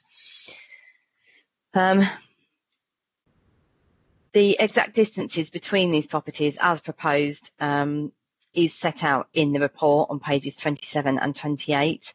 However, I've also put them onto this slide for sort of ease of just recognising what those distances are. So I don't need to read them out to you, they're there before you, but as I say, they're plot 1 distance to the boundary and distance, closest distance to the boundary and closest distance unit to unit, and likewise with plot 2, unit to unit and to the boundary. I'll just give you a second to absorb that before I go on to the elevations as previously approved. So you can just really establish that relationship. So these are the plans for members and for the public's benefit. These are the plans as approved under application 2138 of 18. They are not dissimilar. There's a slightly different architectural style, but they are split level, they are 2 stories, and they have dormer and roof light elements. So overall, they're not dissimilar in their kind of main headlining issues to what's being proposed now. Again, 4 bedrooms with a kind of projection, and likewise this is dwelling 2 as previously approved, and its floor plans. I can obviously come back to any of these should members wish me to, but it was just to give you an idea really of the scale and kind of style of what was previously approved on the site and is an extant permission. So just to take you through the photographs, this, if you were travelling from Down Road and you turned off and came down the access track to the site, you've got this TPO above you, and you'd be looking into the existing access to the site here. You stepped within that gate, you can still see that TPO slightly hanging over your head there. So I'll just get rid of that. And this is the, if I call it the rear boundary, it's the rear boundary onto Deer Leap. I've labelled some of these to kind of help with orientation as I sort of walk you around the site. So that's number 12 Deer Leap and number 11 here. They are consecutively numbered rather than odds and evens. So this is 11, 12. This is the TPO'd boundary. I took these in February. So as you can see, this is the sort of worst case scenario in terms of any intervisibility because the trees aren't in leaf at this point. So you've got Breckland, the other side of this fence. Sorry, my photos aren't quite catching up. There we go. Just check I haven't missed one. Right, so going further into the site, you've got property called Breckland, the other side of this fence, and you can see that group TPO that's on the corner and overhangs the application site just off the screen there. And again, below that, looking down straight on, if I was probably standing mid-footprint of plot 1 in this lower picture, that's a view of 11, 12 and 13 Deer Leap. Again, you can see that level difference where you're essentially at first floor level, and you can see the kind of intervisibility you would have when the site is not in leaf. Just looking back towards Down Road, down the access track, this is the fence I've just been showing you in the other pictures and the small stable block that sits currently in the corner of the site. This is a group TPO here. Oh, apologies. Group TPO here and again group TPO here. And you can, this is the front boundary which is proposed to have its access to the property as a shared access in the centre here. And this is the Bedfords. You can only just see the roof in there, but just the other side of the site. So this is the Bedfords. You'll note the only facing window is a very small first floor window here. Here's the group TPO in that corner. Again, just another view, because it is so important for you to really appreciate the relationship between the two sites. A slightly wider angle view here of that boundary onto Deerleap and across Tavistock, in fact. Similarly, that view again, and then looking up between those two TPOs, the access track is the other side here of this boundary, and there's a small stable block in this corner proposed to be removed. This is a closer view of the kind of density at eye height. I'm fairly short, so you might be a bit higher up, most people, but this is eye level height at the rear of what would be plot 1, looking again towards Deerleap, number 11 now, I think, and number 12.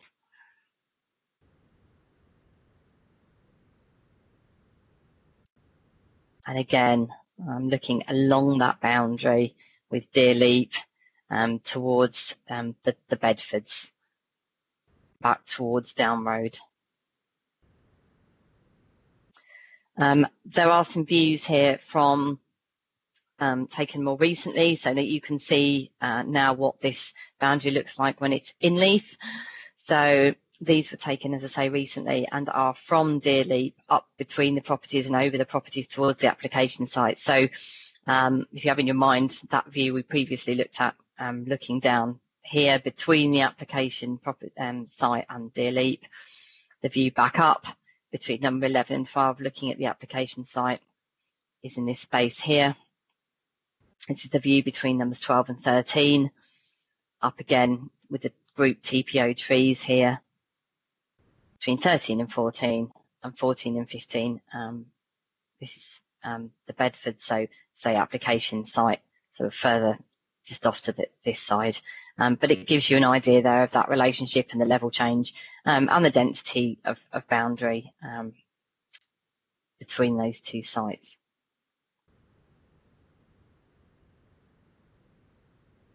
This proposal does seek to alter the scheme in a way which incorporates some aspects and elements whose absence from the previous scheme was cited in the last officer report as being part of the reason to render the scheme acceptable. So, for example, the integral garages were cited in the previous officer report, and members will note I've included quite a lot of the previous officer report, which was extremely detailed within your current reports. That's not just laziness, but it gives members that weren't perhaps on that committee an idea of quite how much detail that report went into, and that one of the main issues discussed at committee and within that report is to do with this relationship between Deerleap and the application site. It is a sensitive one, and it's quite a challenging one to overcome because of the proximity, the constraint of the TPOs, and because of the level differences on the site. However, this officer report is not arguing that the proposals aren't larger or closer than that previously approved by committee. However, as we spoke about on the last application that I presented to you this morning, what must be considered and assessed here isn't necessarily whether the previous scheme or another scheme would be more acceptable. Rather, it's whether or not the proposal that's before you is acceptable, irrelevant of what was previously approved. So on balance, despite what is quite a challenging level difference between properties, it's not considered that the proposals would have an undue impact on the privacy, outlook and enjoyment of the properties on Deerleap and the other adjacent properties, so Brexland and the Bedfords.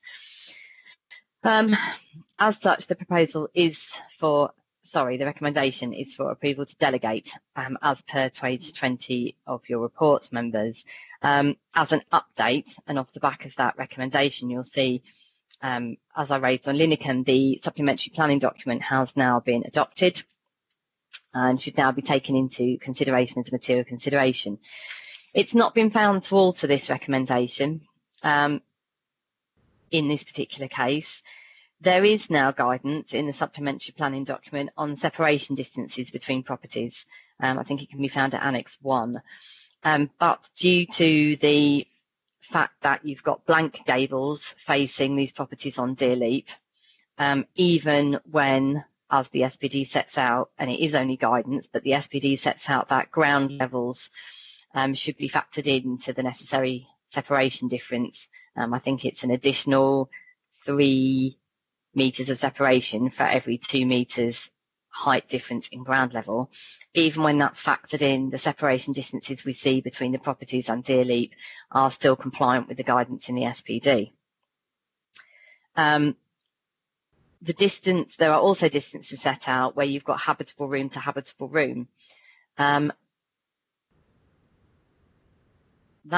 is applicable, sorry for flicking through so many slides, to the relationship between plot 2, which you can see here actually, probably most clearly, and the Bedfords. So you can just see on the bottom of this plan, the corner of the Bedfords. If you remember, there's that single, quite slim first floor window in the Bedfords. And the nearest habitable room, which will be this corner where my cursor is now, because this is garage, so this corner of the proposed plot 2. That is below the guidance distance. However, it is only guidance, and it does talk about arrangement of properties and the context. That is an extremely oblique angle between those 2 properties. The window is about here on the Bedford, so their main outlook will be through the TPO, in fact, anyway, and across the site this way. Likewise, these windows proposed here are set some way back. There would not be visibility between this window and this window because of that angle, and because the relationship between these 2 properties is kind of a corner-to-corner relationship rather than a parallel, gable to gable or end-to-end relationship where you might seek to be to apply that guidance distance perhaps more rigidly. So again, it's considered acceptable in this instance, and as such doesn't alter the recommendation.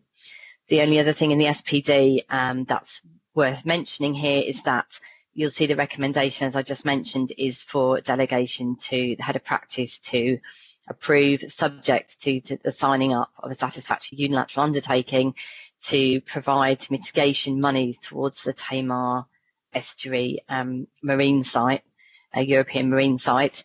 That unilateral has been drafted and has now been updated because the monies required in relation to that EMS are now higher due to the SPD adoption that has new figures in it and new monies in it. So that unilateral is in draft and has now been updated to reflect the adoption of the SPD.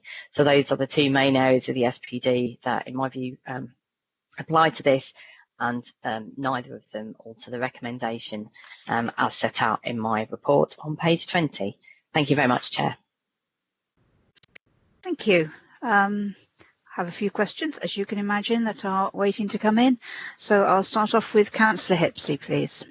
Thank you, Chair, and thank you to the Planning Officer for a very full and very succinct explanation there.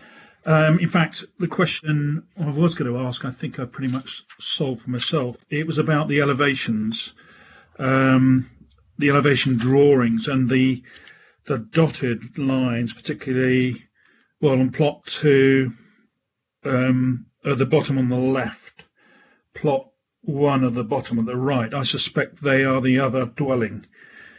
So plot 1, on plot 1, the plot 2 is showing dotted, and vice versa. Is that correct, please?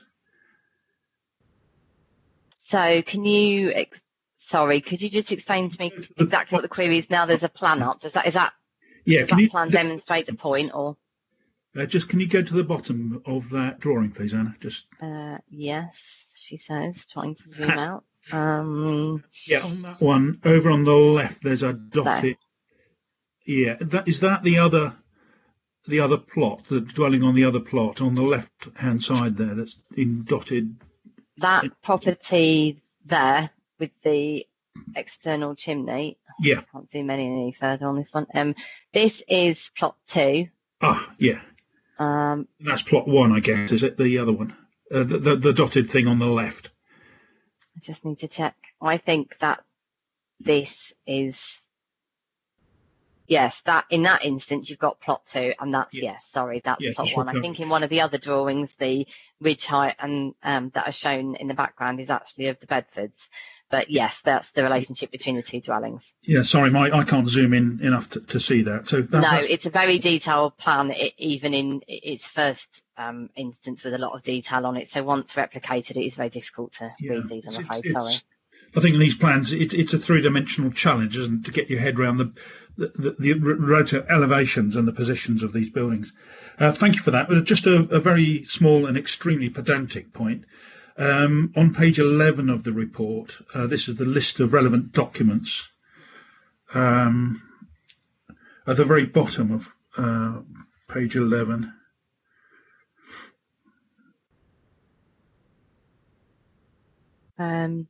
Whereabouts are you on the agenda? Sorry, my agenda starts at page 19 for this report. Sorry, this is the officer's report. Yeah, which starts at page 19 on the agenda. Okay. Well, it's just the list. You've listed the relevant documents, and we've got TTV 20, which appears to be spatial priorities for the development in Tavistock. Page 29, I think you're talking about. Page 29 and page 30. Right, thank you, Chair. It's the JLP. Yep. And as far as I can work out, TTV 20 is land at Kevick. On page 223 of the JLP. I don't know whether I've got that wrong, but I'm not sure TTV 20 is pertinent to this application. You're right, that is an error. I don't quite know what's happened there. That's a list we delete from. You're right, TTV 20. Well spotted. Today's prize for spotting the deliberate mistake goes to you. My apologies for that. That is land at Kevick, which is not relevant to this application. So my apologies for that. I don't know how that snuck in. TTV 17 is in fact the correct one.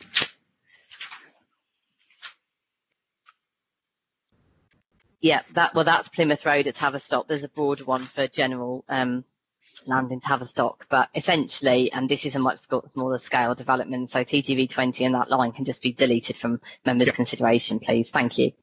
Be pedantic. It was just confusing me. No, it's not pedantry. It's incorrect. So apologies. Thanks. That's all I have for you. Thanks. Well spotted, Councillor. I then have Councillor Moyes. Thank you. There's a comment in the papers that the plans now resemble the previously refused scheme. Is this correct? And could it be mitigated by the fact that distances have changed? Sorry, do you mean that it says in the report that it's similar to the refused scheme? What I alluded to in my presentation is that some of the things that are being incorporated now into this scheme were previously removed or not included within the previous iterations. As you can see from the history section, the previous planning documentation in the report, this has got quite some history, this site. Yes, I would agree. Some of the elements that have been incorporated this time, such as the integral garages, were excluded last time in order to keep that distance with Deer Leap. So some of those elements have been reincorporated. Amenity and overlooking, and those items are a subjective area of planning. In my view, that incorporation here still renders this scheme acceptable. In my view, it's acceptable. But I'm, as I said in my presentation, I'm not disputing the fact that they are larger and they are closer. And I know I wasn't the officer previously, but I know it was heavily debated last time with members as to that relationship. This is a challenging site with challenging level relationships. In my view, it's acceptable, but members' prerogative obviously is to come to their own. Thank you. I have Councillor Mott, then Councillor Vashon, then Councillor Pearce. So Councillor Mott. Thank you, Chair. To a degree, my question has been answered. It's similar to Councillor Moyes' in that this scheme that's coming before us now is very similar to the one that was refused, and the one that came before us then was withdrawn, with the application coming before us for discussion as on the screen now for the smaller setback buildings as outlined in red. So it seems a bit of a cheek of the applicant to come back in with an application for houses which resembled the first application, which was refused because of the size and various other elements.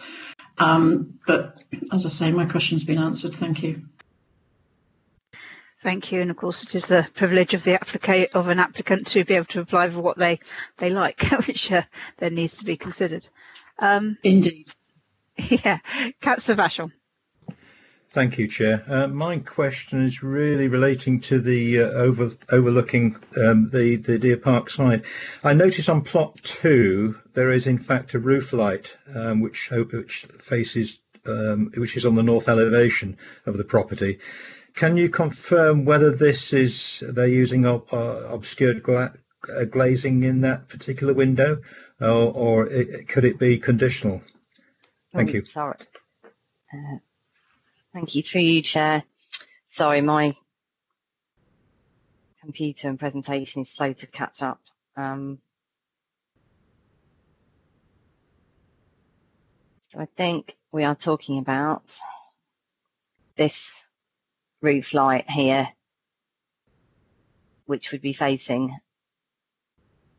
the Leap, which serves a bathroom. It isn't currently listed on this plan as being obscurely glazed. That could certainly be added as a condition. It's pretty usual with bathrooms. They wouldn't particularly want any intervisibility either way.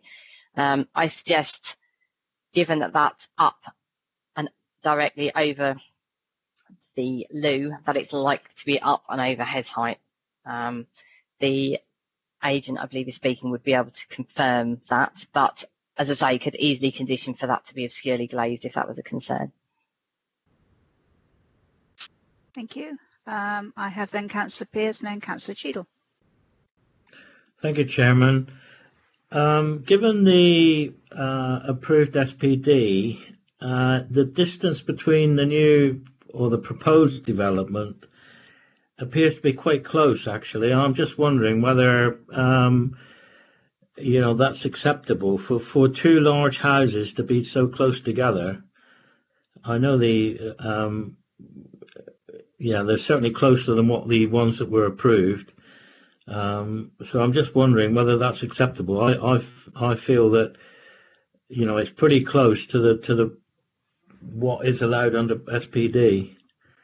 Do you mean from sorry, Chair, through you? Do you mean between plot 1 and plot 2, or do you mean between the plot? Right. No, okay.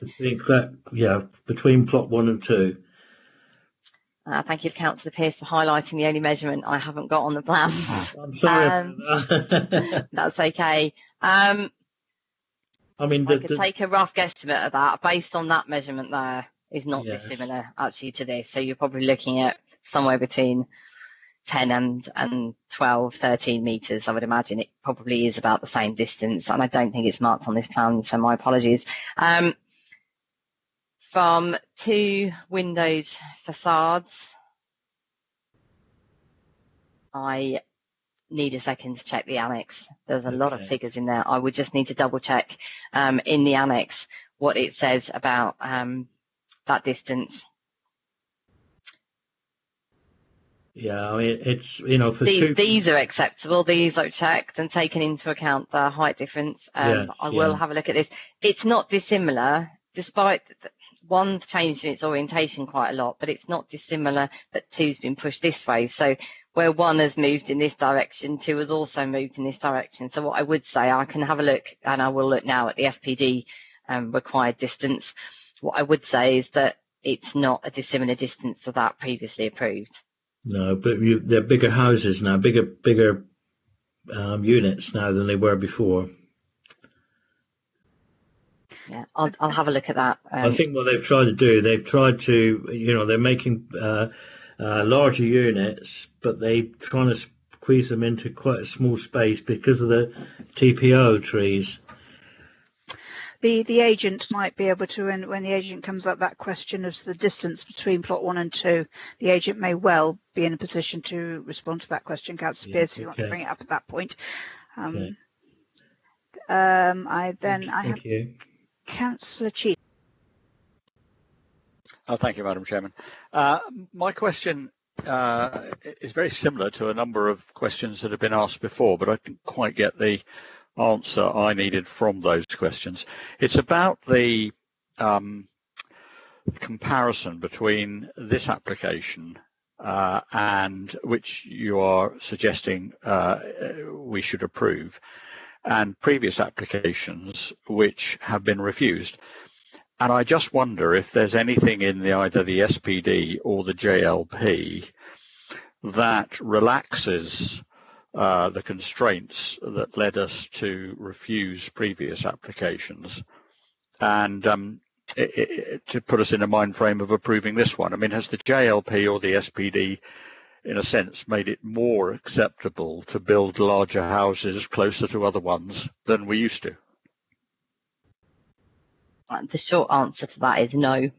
As I said, that judgment around what is or isn't an acceptable relationship between two properties is a subjective view. It is one of the trickier areas of planning. The JLP itself is relatively silent on it. The only section of the JLP, sorry, I'm conscious that as I rummage through papers, you're getting kind of a side-on head view, but the only real area of the JLP that talks about policy in relation to amenity, outlook and privacy is policy Dev 1.1 that says ensuring that new development provides for satisfactory daylight, sunlight, outlook, privacy and the protection from noise disturbance for both new and existing residents, workers and visitors. Unacceptable impacts will be judged against the level of amenity generally in the locality. So it's fairly broad brushstroke with regards to sort of amenity, privacy and overlooking. Not that dissimilar, to be honest, to the previous policies. Where the SPD has elaborated on that is with regards to its annex, which I'm just trying to find, which it talks about the separation distances between a blank gable and a blank gable, a windowed gable, and various other permutations of that, where it's actually more stringent, and I would say probably more restrictive. But I would emphasise that it is only guidance. It shouldn't be disregarded out of hand, but it is only guidance. And as with my discussion around the point between the Bedfords and Plot 2, for example, obviously the SPD can't cater for every scenario, and there you've got a scenario where technically the distance is habitable room to habitable room, but they're corner to corner at very oblique angles. So in my view, it'd be unreasonable to apply that distance as an absolute yardstick because the impact it's seeking to avoid doesn't occur. But with regards to your specific question, no, the JLP hasn't relaxed things, in your words, and neither has the SPD. The SPD gives meat to the bones in terms of more guidance on distances, which I would say are actually quite big distances. They should be applied in context. Again, they haven't altered my view. I have looked at them in some detail. They haven't altered my view that this is acceptable in this context. There are closer properties end to end elsewhere in this area, but as I say, the guidance is probably more stringent than it was previously. Thank you. Just one area of clarification. So am I right in my assessment that two properties on this site were refused previously? The applicant has now come back with larger properties which are closer to the boundaries, and they were the reasons that the original two houses were refused. I think the planning history, actually, Councillor Cheadle, indicates that there were the previous applications were withdrawn. In the planning history, on page 22 and page 23, which is pretty comprehensive, there has been yes, I note that. Maybe there's some confusion in some of the objectors' letters between something that's withdrawn and something that's refused. Yes, but it is there is a difference in the sense of what the planning history relates to. Is that they have been withdrawn. They've been withdrawn. There is nothing in the planning history that we have in our report to indicate there's been refusal. So I don't know if anybody would like to just clarify the planning history. I don't know, Mrs. Folds or Ms. Henderson-Smith wanted to clarify that. I think you summarised it very well, Chair, to be honest. The last approval was for 2 dwellings by committee, and the previous 2 dwelling applications were withdrawn. And I have to confess, I don't know the ins and outs of all of those applications. Okay, they go back a long way, don't they? Sort of right back to 1992, essentially. Sometimes with one, sometimes with 2. But what we are looking at today is the application that we have before us. Councillor Cheadle, are you happy with the outcome of that? Yep, thank you very much. Thank you. Councillor Moyes. Yes, going back to something Anna said, I understood because we had a similar application in Horrabridge a couple of years ago, that there was legislation saying that a distance between 2 houses had to be 20 something. I don't know if it's meters or feet now, I can't remember. But I didn't know whether this was, I couldn't remember whether it was distance between the properties or distance between the windows between the properties. I'm not sure. I don't know which previous guidance you were referring to. The current guidance in the SPD has various different triggers depending on whether it's blank gable or habitable room to habitable room, windows, whether it's a primary window, sort of front to back. The distance at the moment between window to window, habitable room to habitable room is 21 metres is the guidance within the current newly adopted supplementary planning document. Okay, thank you. And we don't currently know at the moment, do we, the distance between window to window of these 2, plots 1 and 2? No, I can measure that, but that's going to involve, if members want to know that, but it will take me a minute. I would need to open up that PDF and measure that off screen. I suspect that in the time that we are speaking, it's highly likely that the agent will be able to update us on that. Question. Okay. Yeah. I do have a couple of questions myself, and I need to take you back to some of the photographs you had. You had a view between number 14 and 15, Deer Leap. Yep. I would just... I know they do take a while. The photos take a while to load on our screens. No, that's fine. If I'm ever going too fast, please, because as I say, the presentation this end isn't quite catching up with my keyboard either. I'll wait for you just to get it a minute where you've got your mouse.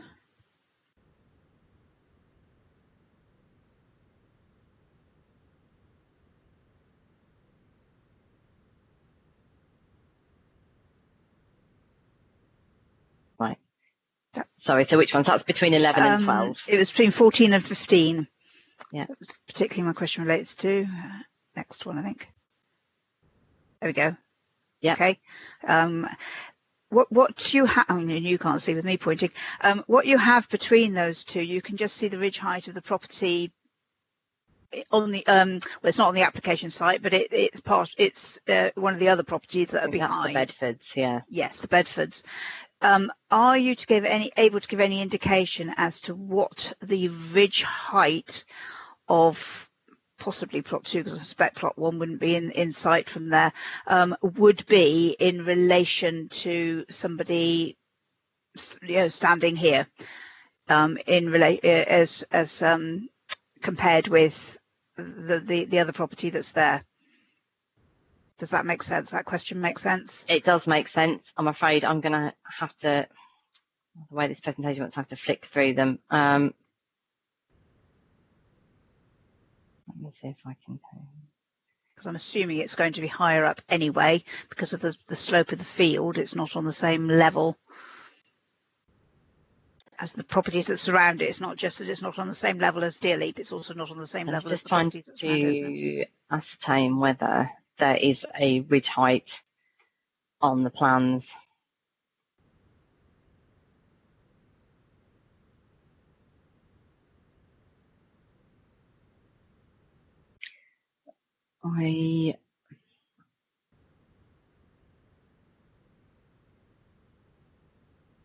I can't read that, I'm afraid, on there.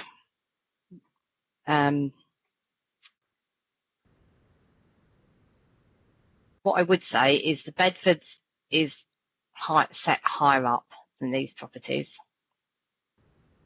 And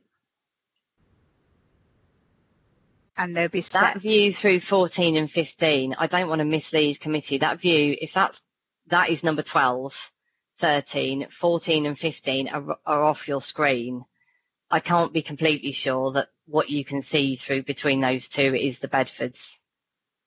I don't want to mislead committee. It could be the gable end of this property here.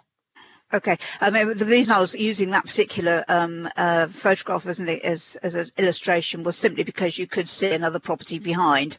I was realising that probably you might not be able to actually see the new developments from there necessarily. I'm just trying to get a context of where those. No, I appreciate your point. Yes. The Bedfords is quite a high property. It's a full 2-storey with quite a high gable actually. So if I can get to my pictures, but I can't be entirely sure that's the property you can see. And the problem is, what I'm not aware of is the design style of. So there you can see the Bedfords, but what I'm not completely sure of is that if that's the gable you can see, and what I don't know is what the property further down is. That could be a bungalow for all I know, so I don't want to mislead members in that way, but so yeah, I'm sorry, I can't really clarify that point any further. No, but the actual two properties that we're talking about are whether you can just go back to that picture again, which did show the Bedfords sort of sideways on. Oh, sorry.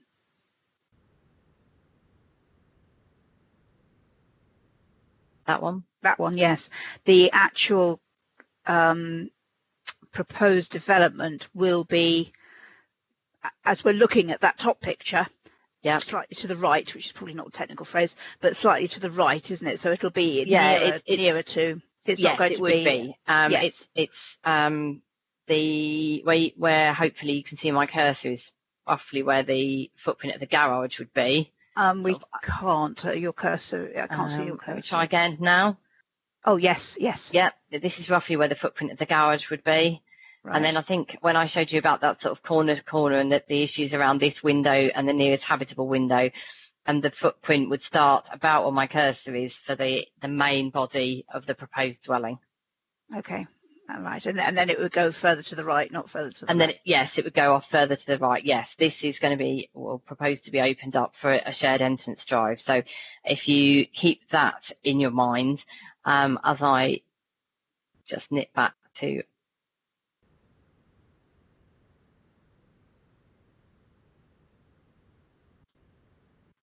that one.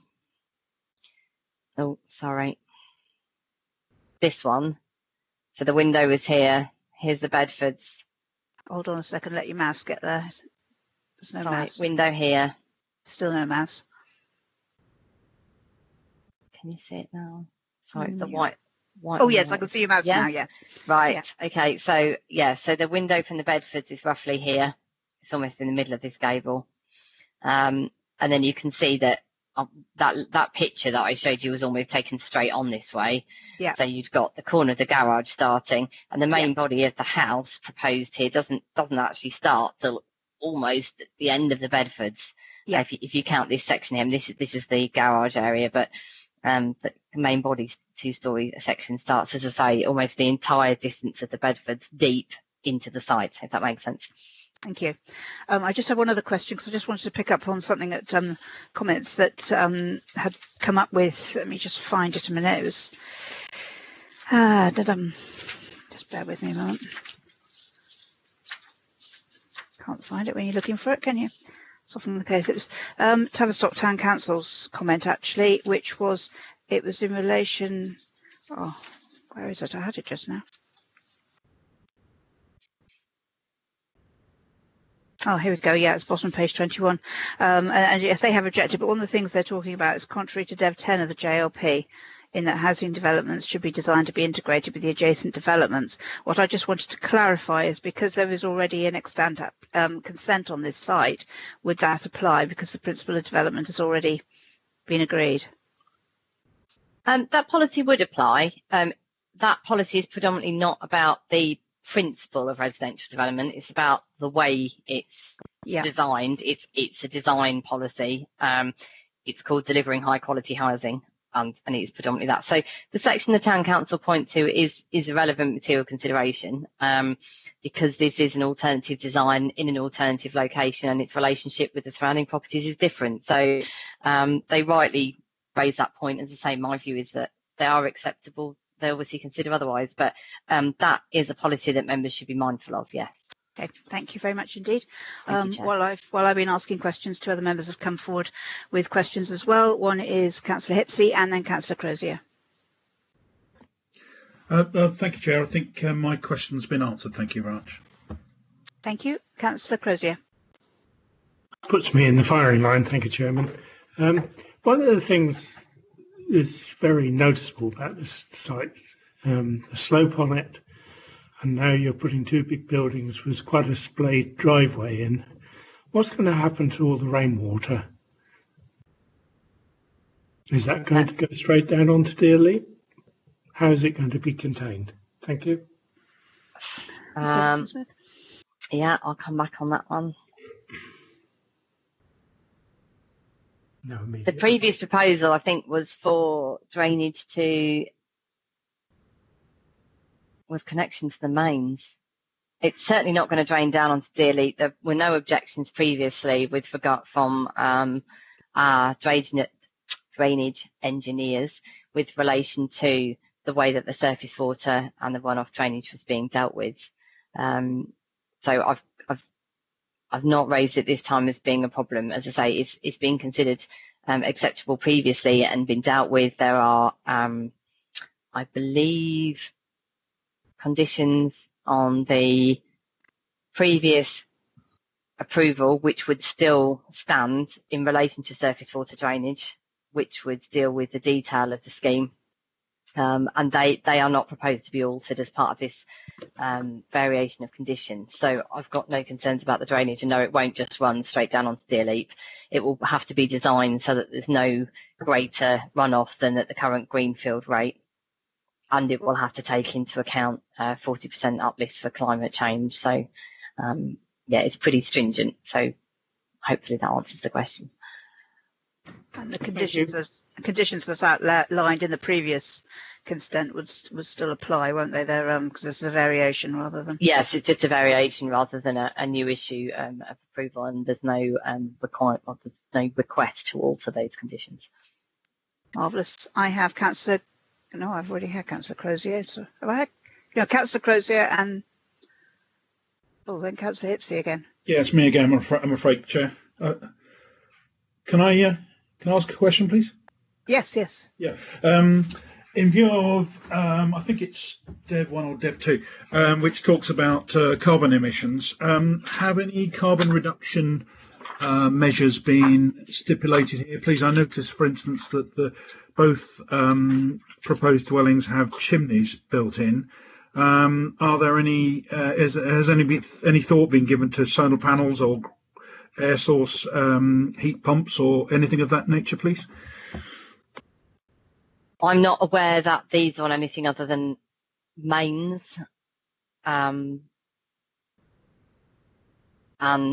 it's not something that's been reconsidered as part of the variation of condition. You're right, they both include, as I think did the previous scheme, chimneys for log burners or wood burners or multi-fuel burners, that there's no incorporation of additional PV or solar. I'm sure the agent will correct me if the intention is to now alter it to air source heat pumps or unlikely ground source. But no, I'm not aware of any. As I say, that's not something I've reconsidered as part of this scheme, given what the current situation is in the fallback. Yes, through you, Chair. It'd be interesting to see what the agent has to say about that, please. Yeah, the agent will have his 3 minutes, and I would suggest that he brings his presentation, and then members can actually ask questions to get the responses to that, rather than him having to take part of his 3 minutes in explaining that at this stage. Yes, understood. Thanks. That would be fairest for him. Yep, perfectly reasonable. Okay, Councillor Pearce. Thanks, Chairman. I'm wondering why this has come before us as a variation of conditions to a previous approved application. In my mind, this should have been a completely new application. When you look at the scale of the changes, I think it's pushing the boundaries of being a variation on the previous approved application.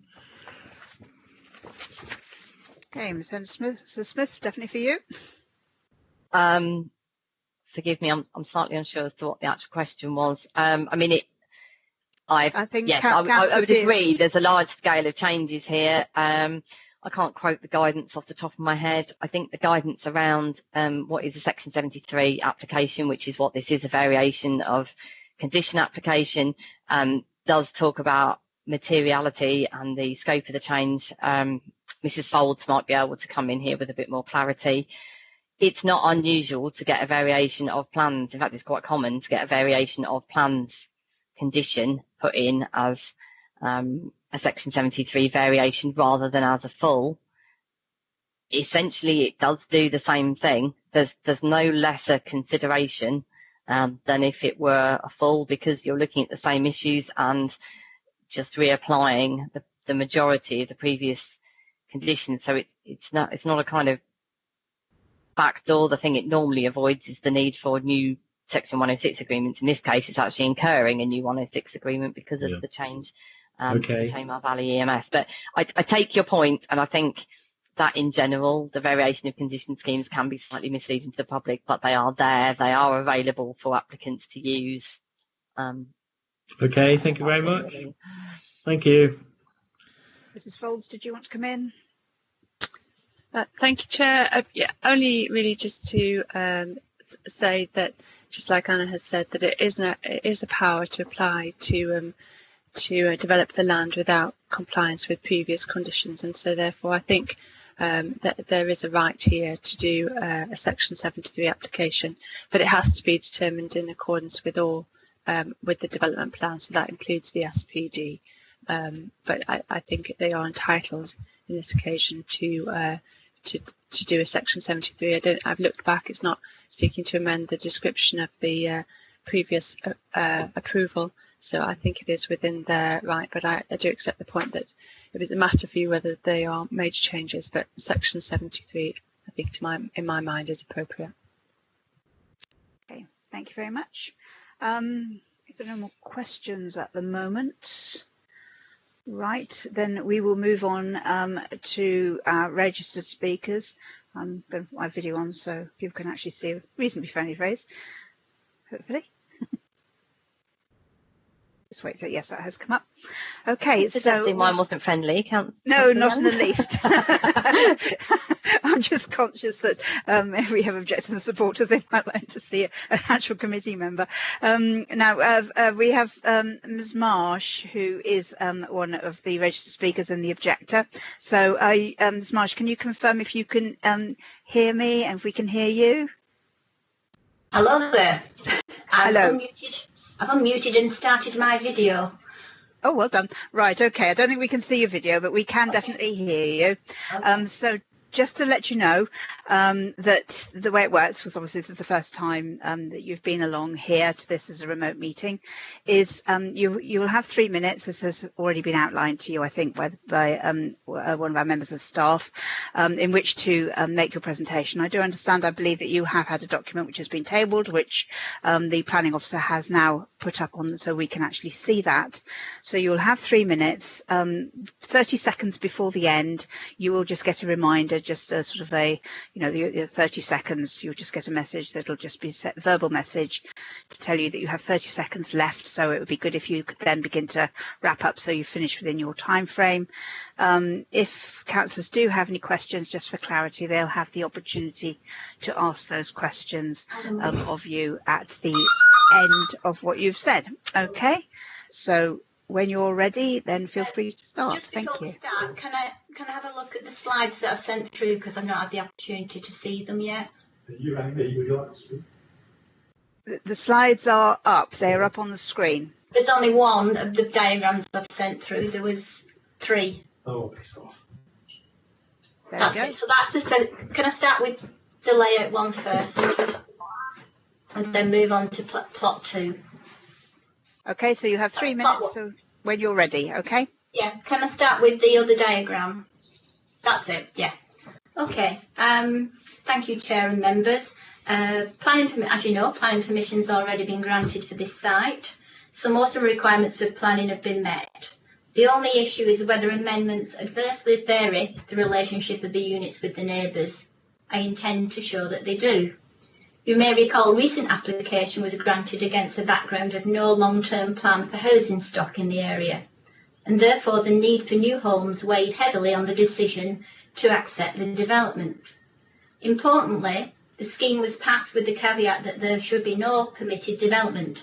I'm paraphrasing, but it says, for the avoidance of doubt, future purchasers are advised permitted development rights are removed, and it should not be assumed planning permission will be forthcoming for garages, extensions or outbuildings, therefore assuring residents that this would be the maximum size allowable.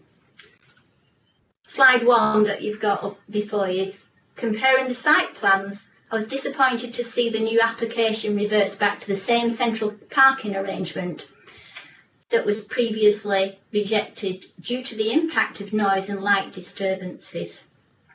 These issues are not addressed by a small wall that has little impact on noise, and the car headlights will still shine into the bedrooms as they enter the site or park in the garage.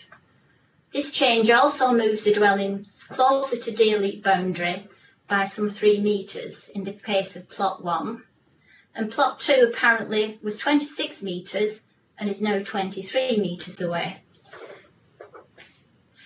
Can you move to the next slide, please? Sketches 2 and 3 show how this change significantly increases the size of the building by some 40% through increased width and larger roof structure. Filling the gap below the tree line and stealing more light appearing dominant.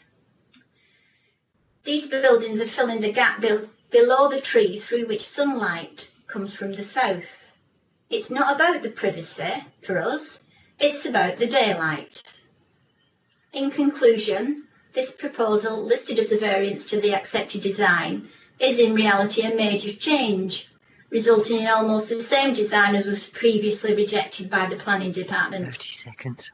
Except that this proposal is bigger and having a significant impact on the residents of Deer Leap. As this decision hinges on the impact of neighbouring properties, I hope you will take the decision to reject this application. And I'm quite happy to take any questions. Thank you. Thank you very much indeed, Ms. Marsh. Does anybody have any questions? Just give you a few seconds for you to just type it into the chat. Yes, Councillor Hipsey. Thank you, Ms. Marsh. I wonder, you mentioned obviously you emphasised the daylight issue, but you also briefly mentioned noise, which in my mind possibly is a consideration. I wonder if you could just elaborate on that. What sort of noise were you concerned about, please? I was mostly concerned that where it's moved to a central entrance gate, the car's going to be parked on that in that section between those two new houses, and the noise will be from cars driving in and out, doors slamming, and generally manoeuvring in that area. Whereas the one that's passed puts the cars behind the buildings, so that we don't see any lights, we don't hear very much noise coming from shielded by the buildings. Yeah, thank you very much. Thank you. Councillor Enders. Yes, Councillor that's one of the ones I was going to ask. And the other ones, the lady there was referring to the rejection of. I thought this hadn't been proposed before and rejected by committee, because I couldn't see that on the planning history, and I think we just covered that. So I just wanted clarification that. She's probably not the person to answer it, but it's okay, I can. Okay. Basically, it's revision 2 of the successful planning permission. So, as mentioned earlier, the planning officer at the time went to an awful lot of trouble to try and mitigate the effects, because he was aware that whenever you fill this gap in that's underneath the trees where the light comes from, it has a big impact on people in Deer Leap. and therefore it moved it up the hill and away from us, and reduced the width when viewed from our perspective, and that shows that the revision 2 was altered to take that sort of development into account. Does that answer the question? Yes, thank you, it does. Thank you. Thank you very much. Councillor Cheadle? Thank you, Madam Chairman. My question is about something Ms Marsh raised, but it may well be better for the planning officer to answer the question. It was about the previous application that was approved, placing a bar on further development to make the properties bigger. Can I just be clear in my own mind that was precisely what did happen? It's registered in the documentation that shows the planning approval. It's under informatives number 5. Okay, thank you very much. Thank you. And I just wanted to just ask you, if I may, just a little bit of clarity, and I will need to go to the planning officer as well, I think, on this one. But you did refer to the wall about car headlights, and I'm aware that it was one of the conditions was about the a wall being built to offer protection, if you like, to Deer Leap from headlights sweeping in. So I just wanted to ask you what your thoughts were on that. You did say that you were concerned that that wouldn't be effective enough. Yes. Well, if you look at that, because of the steep slope, if you look at the heights, as you come in through the entrance, that entrance ground level is higher than the wall that's been suggested, and also as they drive into the garage, that is also higher than the wall height. And by putting a wall there, you're actually adding to the dominance of the whole building. As you can see in that on plot 1 diagram. That extra grey bit there is the additional item. Okay, thank you very much indeed. Anybody else got any questions? I don't think they do. So, Ms Marsh, thank you very much indeed for coming and taking part today. You are, of course, welcome to remain in the meeting to listen until we come to our decision. Okay? Thank you. Thank you very much. All right. Thanks. We do then, I think there are some questions that are coming out of this, but we'll bring them all to the planning officers, I think, after we've heard all the speakers, the registered speakers. So next we have Mr. Pears again. Welcome back to you. He is the agent for this application, and I think, Mr. Pears, you should know the drill by now, hopefully. So just to check again that you can hear us and we can hear you. So could you just sort of confirm that you are there? Hi, Madam Chair. Yes, I can hear you, and hopefully you can hear me. We can indeed. So just before you whiz in, again, as you say, you do have your 3 minutes. Now, there have been a couple of queries that have been raised that could be answered by yourself. Rather than you using some of your 3 minutes to address those questions, it's entirely up to you, but I would suggest you give your presentation and then members will have the opportunity to ask those questions of you. Okay? Yeah, no, thank you for that. That's really helpful to do it that way, because I suspect there might be a bit of toing and froing in terms of trying to get the information that members want across. So that's really helpful. Okay. Yeah, no, I'll Anna's put up the plan that actually I wanted her to put up, so that's great. So I'll start, if I may. Yep. I'd like to start by endorsing the officer's report and recommendation to grant the application. I'd also like to thank the case officers Anna and Rosalie, as well as Lee Marshall, who's the tree officer, for their input and guidance, which has resulted in a positive recommendation. I think it's essential for members to understand that the principle of development of this site for 2 dwellings has been established, and if this application were refused, the earlier permission can still be implemented. So it's not about the principle, it's about the proposed changes that are being made. The changes fundamentally, as has been discussed, arrive with the introduction of the new garages. There have been some other smaller cosmetic changes, but fundamentally it's the attached garages that have driven the changes. A key concern of local residents is over dominance, and I think if members look at this plan that is up on the screen at the moment, you'll see the 2 areas outlined in red. Now those, and in particular plot 2 is the important one, because that was the closest point from the earlier application which was approved, which is shown on this plan as 26.4 metres. Now, whilst our plot 2 hasn't come any closer, which is important to note, whilst plot 1 has come closer, it still maintains that distance of 26.4, which was previously considered to be acceptable by the committee. It's also worth noting that plot 1 fundamentally faces between the gap between plots 11 and 12 Deer Leap.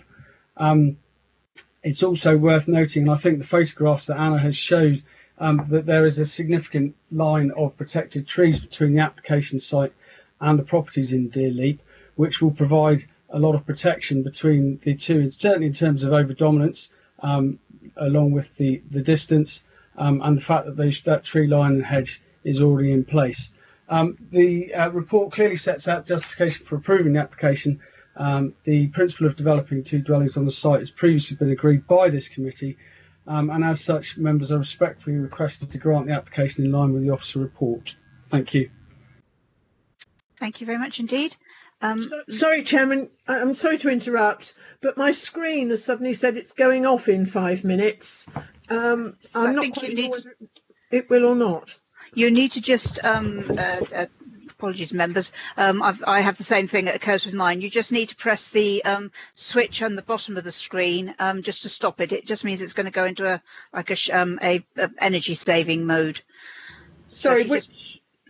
Underneath the screen where it says LG. Yeah, finger behind, that's it. Yeah, if you put your finger behind, there's a little button. If you just press that, that's where you would normally go to switch it off, and that'll just be the button that you need to press to keep it going. If it does turn itself off, you'll need to turn it back on again. Right. Okay. Hopefully that will work. Hopefully that will make sense. If not, I'm hoping that Mr. Gardner is somewhere in the back office and he can perhaps contact you. He's one of the IT members of staff, for members of the public, in case they're wondering, to maybe help you if that should go awry. Okay. Now I've completely lost my track. Now, if anybody had any questions for Mr. Pearce, and I'm not sure if Councillor Hipsey has just put that in, or if that was from the previous one. No, that was the question I was. That was the question previously. Thank you. And you asked me to ask it of the agent, which I'm prepared to do. Okay. So if you go first, then I've got Councillor Cheadle. Thank you, Chair. Mr. Pearce, I think you probably know what I'm going to ask you. It was the question about reduction of carbon footprint, if any measures were planned to do that, and also just questioning the presence of chimneys, whether a log burning system or something of that nature as part of the plan, please. In answer to your first part of the question, Councillor Hipsey, no, at this stage, no, they haven't. In terms of the chimneys, yes, my understanding is that will be a solid fuel, whether it'd be likely to be a wood burning system, but that's not been. I would say it's fair to say it's not been finalised at this stage. Thank you very much. Okay, thank you, Councillor Cheadle. Thank you very much. Yes, my question is about the condition that was placed on the previously approved application, which is worth just reading out. It's a very short one. For the avoidance of doubt, the applicant, developer, future purchasers are advised permitted development rights are removed due to a number of reasons, and it should not be assumed planning permission would be forthcoming for garages, extensions or outbuildings. Now, given that condition on the previous application, what's the compelling reason for making these bigger and including garages? Well, I think the point of that informative is it doesn't say they won't be granted. It's an informative that they may not be granted. I mean, that's the situation with whenever you remove permitted development rights, it allows the authority to retain control over certain types of development, which they may or may not grant. So the current applicants would like to have attached garages. I don't think it's necessarily unreasonable for properties to have attached garages. I'm thinking most of the properties around Deer Leap Down Road all have attached garages, or certainly garages that are close by and covered parking areas.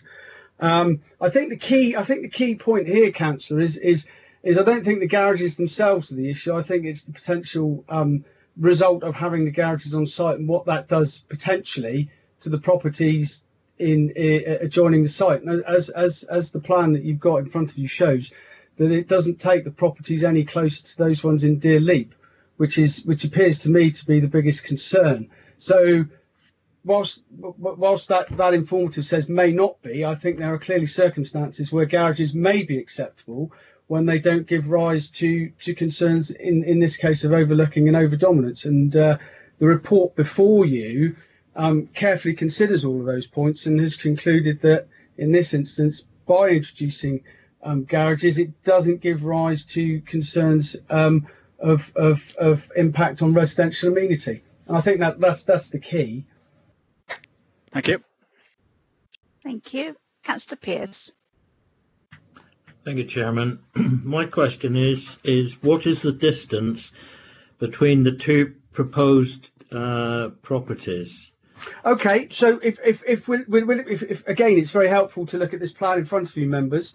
The two red plans, if I give you a minimum distance between those, which is 10.5 meters, and the maximum distance between those is 14.8 meters. In terms of the proposed dwellings, so those that are grey and the larger ones, the minimum distance is 9.8. So by my calculations, that's 0.7 of a metre. And the maximum distance is 18.8, which is about 4 metres further apart. So a little bit closer at its closest point, but further away in its furthest point. So hopefully that is helpful for members. I think what we need to remember is that the two properties that were previously granted approval were done so before the SPD came into being. I think now, with the closeness of and the size of those proposed dwellings, probably contravenes our SPD, but either the planning officer or the legal officer can comment on that, because I think it's 21 metres between properties. Is that correct?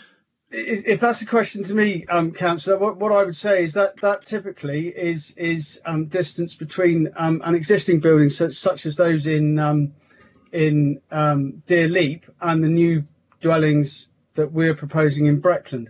I'm not sure that, then I'll be happy to be corrected by Anna on this one, but I'm not sure that 21 metre distance is relevant to two new dwellings that are being built and the distance between the new dwellings. My understanding is it's the distance between a new dwelling and an existing dwelling, because an existing dwelling obviously already enjoys those distance, if you like, those freedoms, whereas the new dwellings, obviously they're new, and anyone moving into them that would be their new existing distances. So but I'm happy to be corrected by that, but I don't think they apply to new dwellings that are being built such as in this circumstance. Thank you. We will let the planning officer come back on that one in a few minutes, because I suspect there'll be other members, other questions as well. Councillor Vachon. Thank you, Chair. My question is really going back to Mrs. Marshall's comment about headlights driving and parking on the central parking area. I noticed on the plans there is a wall between the two buildings, and I'm presuming this is part of the deflection of light from the headlights, but in the conditions it's described as a dwarf wall. What sort of height is that wall going to be? The wall is 900 mils high, Councillor, so just under a metre. Right, thank you. Thank you very much. I did have a question for you myself. You possibly heard members earlier on commenting regarding the one sole window that does overlook, which is the bathroom window, and would your client be favourable to looking for that window to be obscured? Well, quite enough. Being a virtual meeting, Chairman, I was able to give him a ring, and he said if needs be, it could be obscured, or he'd be happy to remove it. Okay, right, lovely. Thank you very much indeed. Just looking down the rest of my other questions that I've got, I think they have been answered. There was one question that was raised, and I'm happy to answer, which was about ridge heights, if that's helpful for Yes, thank you. We have the ridge heights in the officer's report. I think it was a question I was asking just now in context with the other buildings and the impact on Dealey. I can give you that one for Bedfords if that's helpful, and Dalfords if that's helpful. Thank you. So Bedfords, which is the thank you, Anna. That one, the ridge height there is it's marked up as 153 from above the datum. Now, as a context, plot 1 is 150 and Dalfords is 155. So there's effectively a 3 metre difference between the ridge of plot 1 and Bedfords, and then a 5 metre difference between plot 1 and Dalfords. Lovely, thank you very much. And of course, we do appreciate that the properties will be further forward, but yeah, it's in the context. Thank you very much indeed for your time. And as I've said to Ms. Marsh, of course, you're very welcome to sit in for the rest of the meeting until we come to our decision. So thank you for your time. Thank you. Thank you. Okay, we now have the ward member who is Councillor Spetigue, who is hopefully on the call. I know he's got childminder duties this morning. Councillor Spetigue, are you there? I'm indeed. You are indeed, well done. And you do have 5 minutes in which to speak as the ward member. You'll get a 30-second warning as you get near to the end, and I would ask you when you get that to start to wrap up. And once you've finished, then committee members will have the opportunity to ask you any questions for clarification. So when you're ready in your own time, away you go. Thank you, Chair, and good afternoon, committee members and speakers. I've called this application to be considered by you today because I consider it to be in breach of JLP Policy Dev 10.1, which states housing developments should be designed to be integrated with the adjacent developments and not appear to be an unrelated addition. This site has an extensive planning history, and as I'm sure you will all be aware, the planning application 2138/18/FUL gave permission to build 2 dwellings in a position and of a size that would be considered not to unduly infringe on any borrowed amenity from the houses of Deerleap. Tavistock Town Council and a number of residents who live on the boundary of Deerleap of the proposed site have objected to this current application, a variation of the approved plan. Such is the nature of the site and its relationship with existing dwellings, that the officer report on the approved plan stated it is considered preferable to set the developments as far from Deerleap as reasonably practical, notwithstanding that this means it is higher up the slope / ridges will be higher. In addition, permitted development rights were removed with this approval, the officer stating, whilst the plot is large, the land is sloping, the tree root protection areas are extensive, neighbour and drainage impacts are possible, and in these circumstances it may not be possible to extend any dwelling approved without harm arising. My interpretation of these is that the permission was granted with the intention of keeping the dwellings back from Deerleap's boundary and preventing them from increasing in size beyond the 2018 approved design. I visited the proposed site last year along with Planning Officer Rosalie Metcalf as well as the applicant and agent. Following this visit, some revisions were made to this application.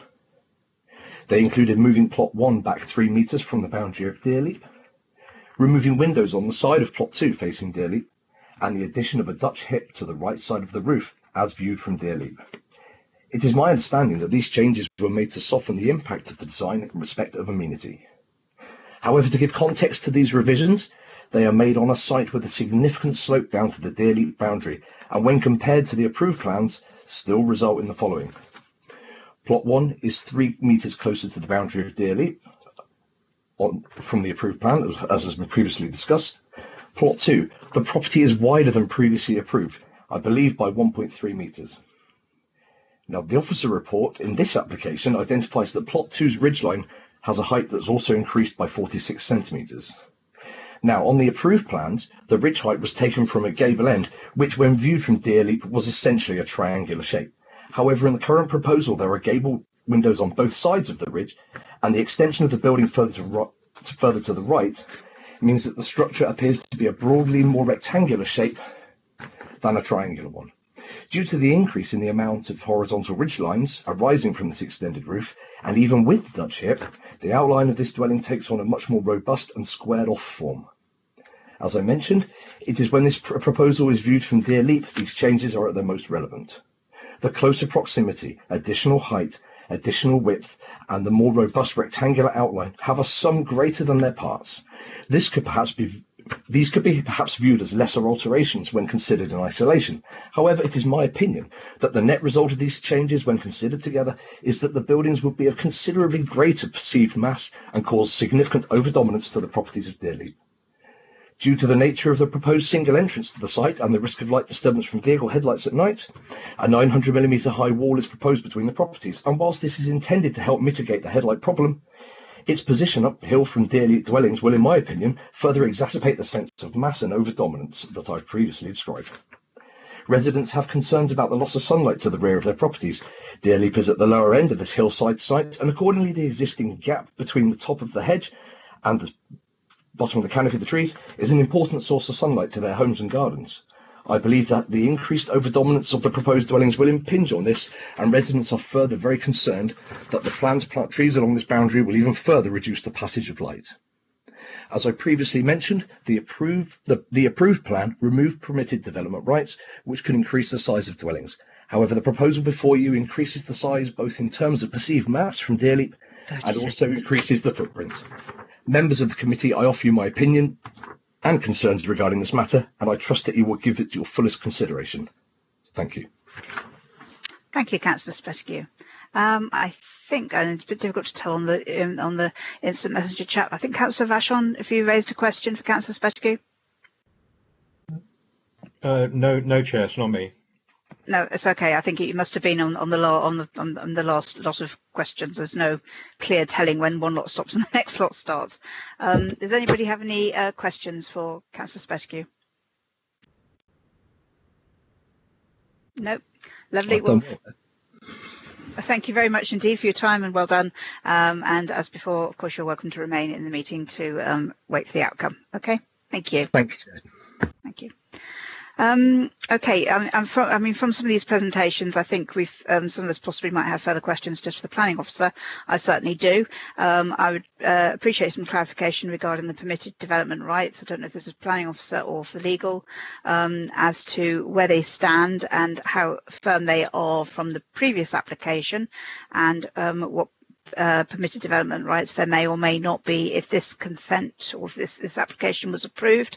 And I would also seek some clarification regarding the headlight sweep as well. So first of all, the permitted development rights, please.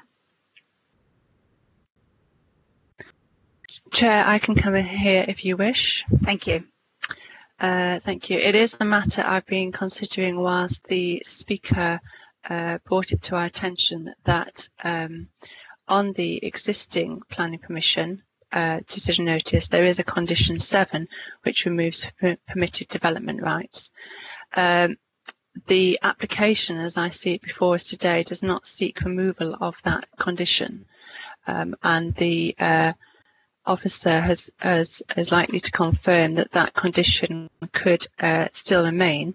Clearly, whilst it requires that an application comes before you or before the local planning authority if there's to be garages or sheds or other structures, that it doesn't say that it doesn't mean that an application would necessarily be refused. It's just that the local authority would want to have the ability to determine that application.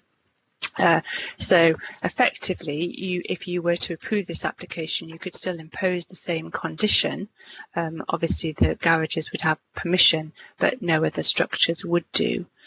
I think it comes back to this section 73 point as to whether or not that amounts to a fundamental alteration of the existing permission, and I have been considering this while you've been debating and asking questions. Certainly, there's a recent case of Finney which will be familiar certainly to the agent and officers and probably yourself, in that when you are making a section 73 application, you cannot change the description of the development. And that is what I was really alluding to before, in that the description of the development that was previously granted permission was for the erection of 2 dwellings, and therefore, in my view, the application as I saw it today was still seeking the erection of 2 dwellings. So there, in my view, there was no fundamental alteration to that effect. It's then a matter for members. The case law hasn't looked at conditions to that extent as to whether or not there is a fundamental alteration, but the same principle applies. Are you, in granting this permission, making a fundamental alteration?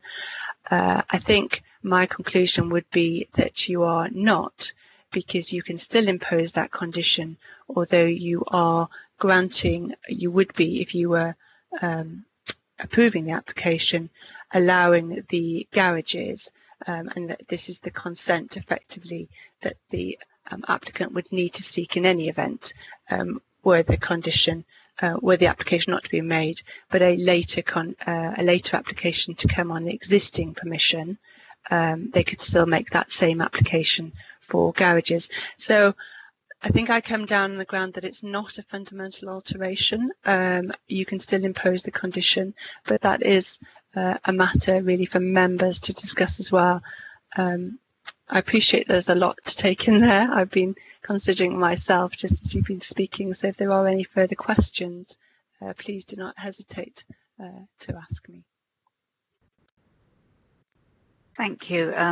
Whether other members will actually have questions on that to kind of get a better understanding, because as you say, that is quite complicated. But just while I have got sort of the floor, so to speak, I would like I want to seek some clarification on this headlight sweep. With this current application is for a shared drive with vehicles being able to drive in, turn in, and go into garages, presumably. And there is a wall that is being built, a low wall that is designed to protect the occupants of Deer Leap from headlight sweep. So my question is, because I'm aware that there is the existing consent is there, which was actually for 2 separate drives, but no garages. So what is the difference in terms of the impact on the residents of Deer Leap with headlight sweep from this application to the previous one? I can certainly come in on that, Chair, if that's okay.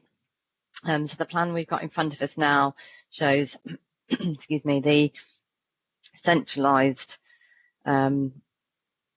access as proposed, and this quite thick line here shows this 90 centimetre high wall.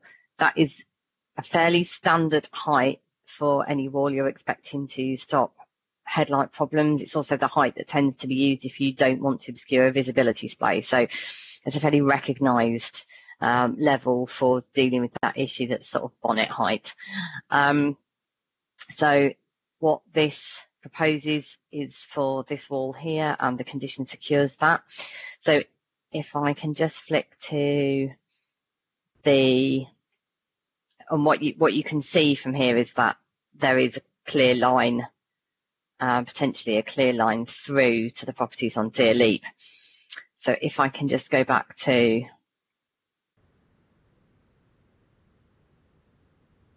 I think I've got the as approved layout.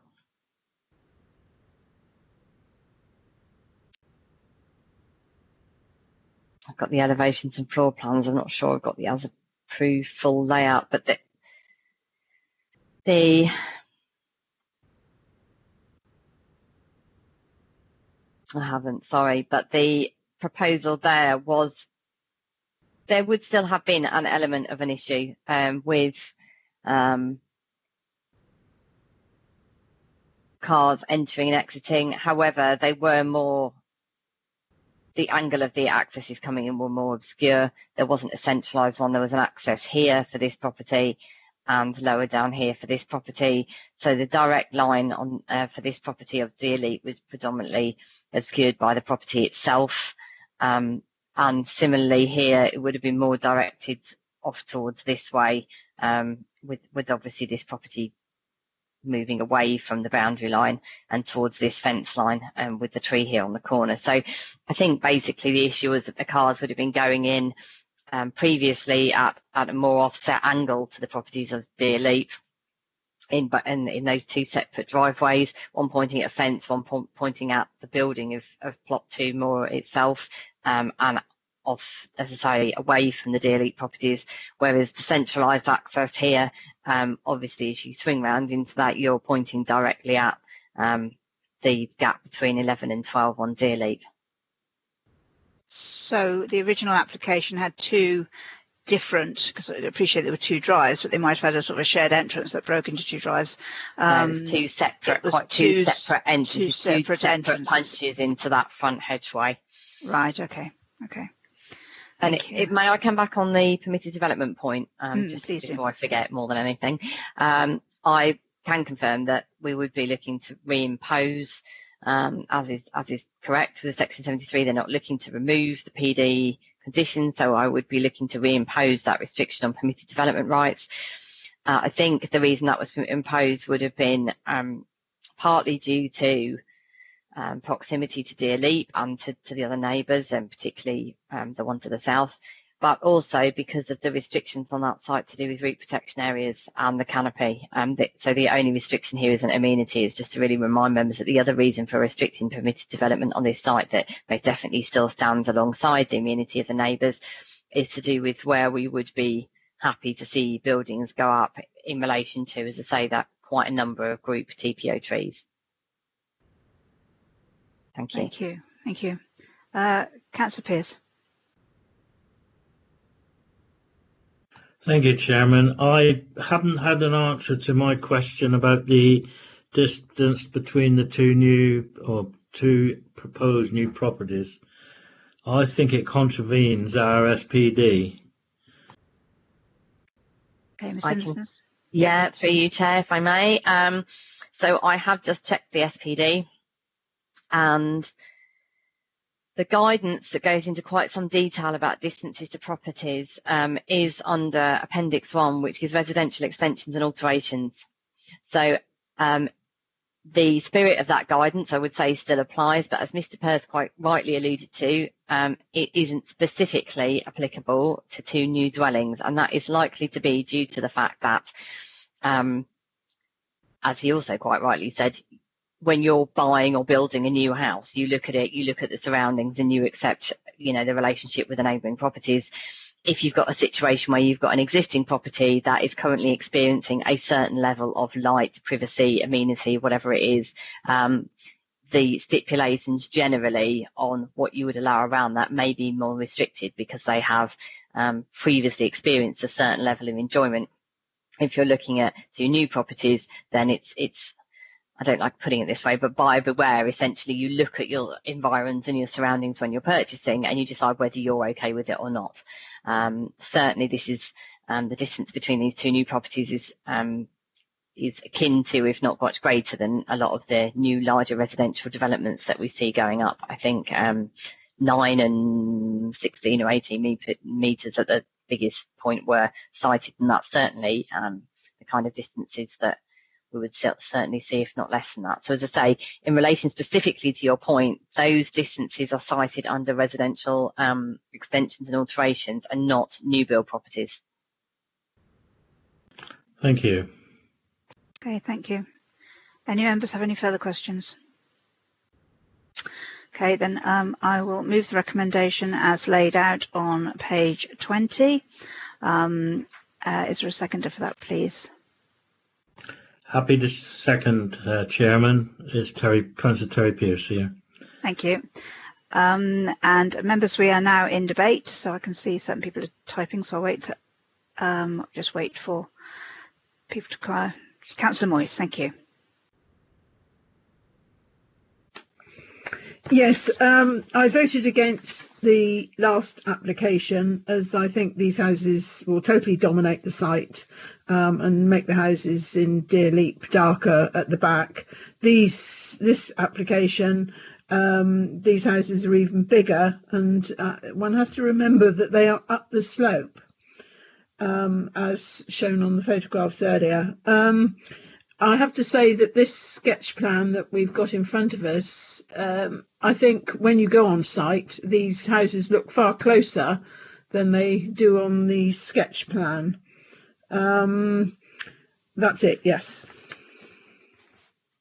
Thank you. Councillor Hipsey. Thank you, Chair. The reason I asked Ms Marsh about noise in the early part of the meeting was, as an acoustician, this really worries me, especially as Councillor Moy said, with the proposed new buildings set higher than the ones in Deer Leap. This is likely, I think, to be a real consideration.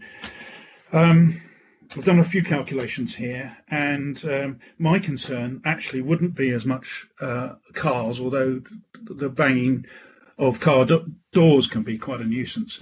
And of course, the proposed wall would attenuate that quite a bit. But the sort of things that would concern me are things like garden machinery that are beyond that wall, and other noises from the properties. Typically, garden machinery source levels are about 100 dBA, something like that. By my calculation, cylindrical attenuation from that site, allowing for the trees, the sort of muffling effect of the trees, you'd get an attenuation of about 16 to 20 dBs, which means that Ms Marsh and her fellow neighbours would be experiencing from a loud lawnmower something like 80 to 84 dBA. 85 dBA is normally considered to be harmful. I rest my case. Thank you. Thank you. I have Councillor Cheadle and then Councillor Pearce. Yes, thank you, Madam Chairman. My mind keeps coming back, I have to say, to the condition that was placed on the previously approved application, which I read as a clear signal from the planning team and the council that approved it that about as much as could potentially be squeezed onto this site was being squeezed on, and there was to be no more. I take the planning officer's view that all it actually means is that an application needs to be made to further develop the site.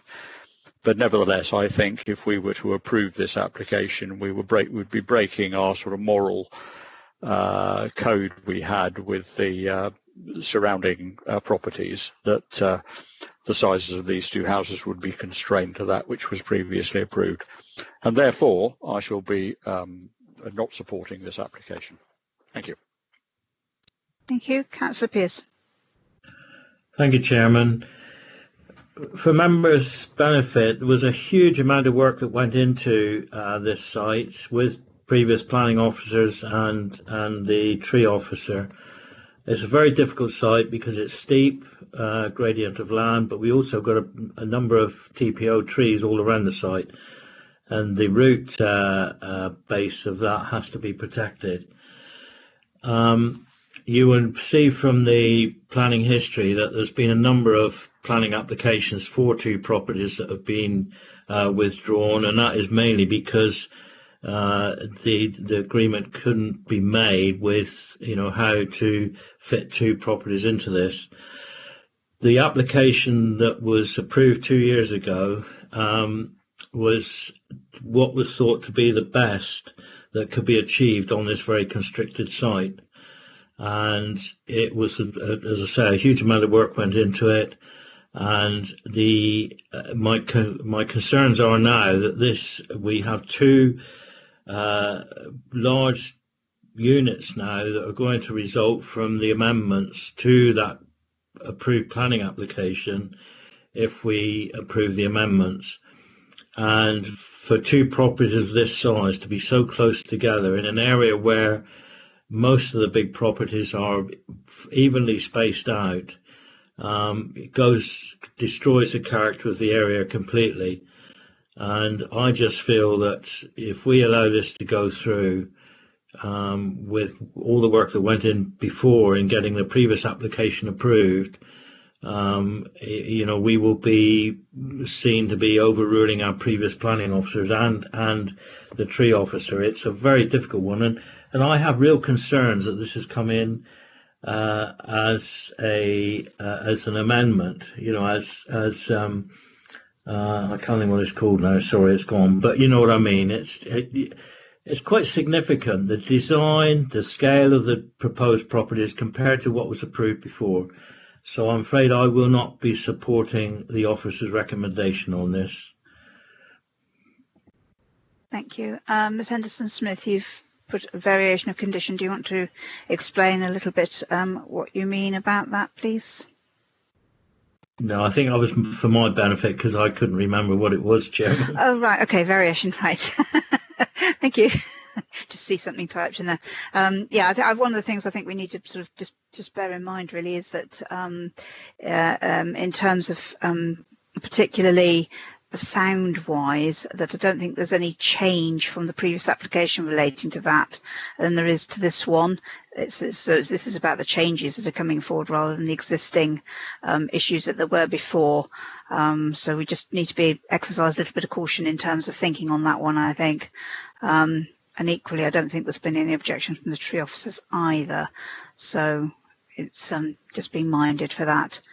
Okay, so other members wish to speak in debate? Okay, there isn't anybody yet. So I think we will now take this to the vote. So again, it is Mrs. Hall will just read all names out just to confirm that you were present and that you heard the debate, and take your vote for or against the officer's recommendation or to abstain. Thank you. Sorry, Chairman. For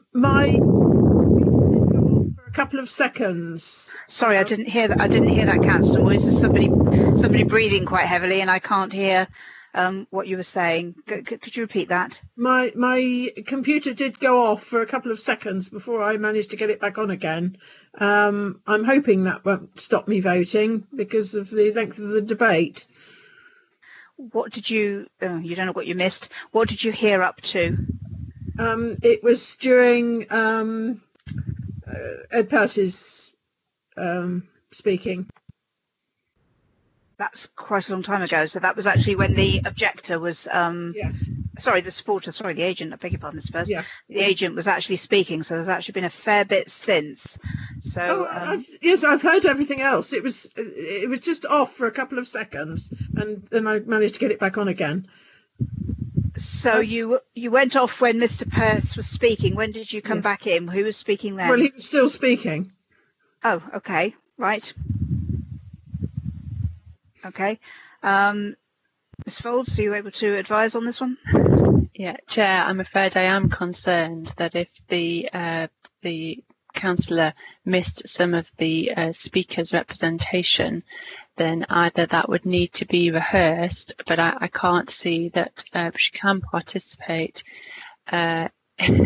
if she missed a fundamental part of the speaker's representation. I note that she says it was only a couple of seconds, but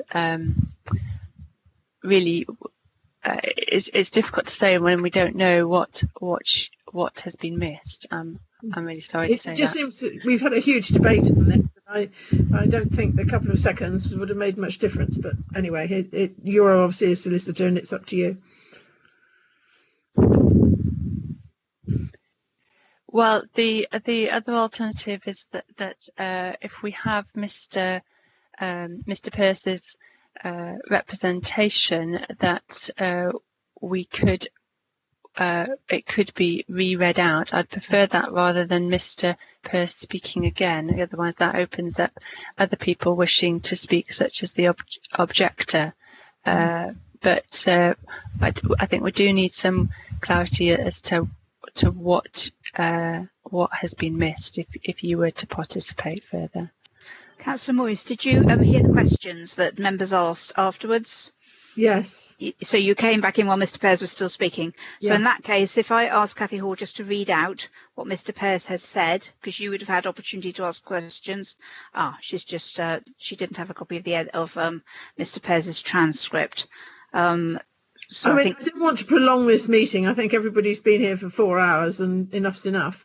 But it depends how strongly you feel about it, whether you wish to exercise your vote, in which case we'll need to ask Mr. Pears to read his statement out again and there won't be able to be any other comments or questions, or he won't be able to respond to any of the questions as he did before. It would be purely just reading the statement out, or you would... Yeah, it was only 3 minutes, wasn't it? So, yes, perhaps if he could read it again. Just before I ask him to come and read it again, I am conscious that the Hub Committee was due to start at 2, and there are 3 members who sit on this committee. Be assured, members, that the Hub won't start until you are present. So I don't want anybody to feel pressured or to make a decision on that basis that they're going to miss something else, because you won't. So we can give this all the time that we need to give it, that's fair to all parties. Okay, so Mr. Pears, if you're still there, would you be kind enough if you would just literally read your statement again, with no embellishments, if you would be so kind. Thank you. Thank you, Chairman. Yeah, two seconds. I just need to. I closed it, but obviously didn't realise I needed it again. 2 seconds, and I'll get it up. Okay, thank you very much. I did change it slightly, but that's fine. I'll read what I was going to say originally, and that should be fine. I think, so I started by saying I would like to start by stating that I endorse the planning officer's report and recommendation to grant the application. I would like to thank the case officer, Anna and Rosalie, as well as Lee Marshall, the tree officer, for their input and guidance, which has resulted in the positive recommendation. It is essential for members to understand that the principle of the development of the site for 2 dwellings has been established, and if this application is refused, the earlier permission can still be implemented.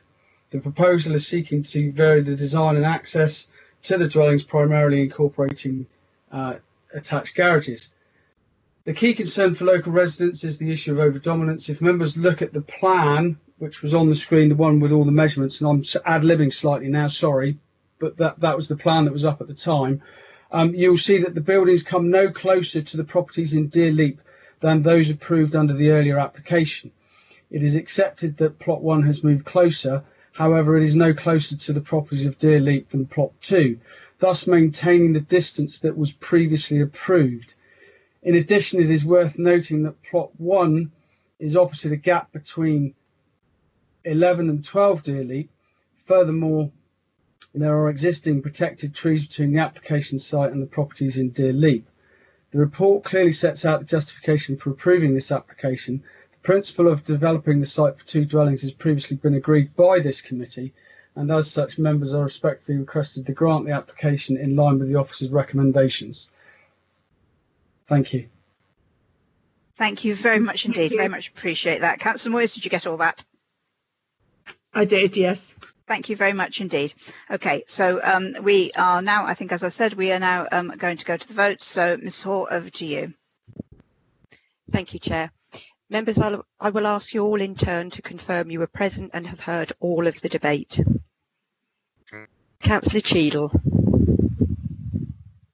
I heard all of the debate and I do not support the officer's recommendation. Thank you. Councillor Crozier. I was present throughout the debate and heard everything, and I vote against. Thank you. Councillor Hipsey. I heard the entire debate and I vote against the proposal. Thank you. Councillor Mott. Thank you. I was present for the entire discussion and debate, and I am voting against the officer recommendation. Thank you. Councillor Moyes. Yes, I've now heard the whole debate and I will vote against. Thank you. Councillor Pearce. I heard all the debates, was present right the way through, and I do not support the officer's recommendation. Thank you. Councillor Ratcliffe. I have also been in attendance for the duration of the debate, and I do not support the officer's recommendation. Thank you. Councillor Renders. Yes, I was present throughout, heard all the debate, and also will be going against the recommendation of the officer this time. Thank you. Councillor Vachon. Yes, I was present throughout and I support the officer's recommendation. Thank you. And Councillor Yelland. I was here throughout, heard all of the debate, and I vote against. Thank you. So that's 1 for and 9 against the recommendation. therefore it is lost, and I believe we need material reasons. We do indeed. Thank you very much, Mrs. Hall. Okay, members. Chair, may I just come in there? Actually, you now need somebody to move some other alternative rather than just strictly. Thank you. Yes, thank you. I was just going to say we need members now. If we refuse this, we need to have material planning reasons with which to do so, and get that proposed and seconded. Bearing in mind that these would be any reasons that would be used potentially at an appeal, so it needs to be policy based. Councillor Mott. Thank you, Chair. I'm happy to propose that the application is refused on the grounds of overdevelopment and overbearance on the surroundings.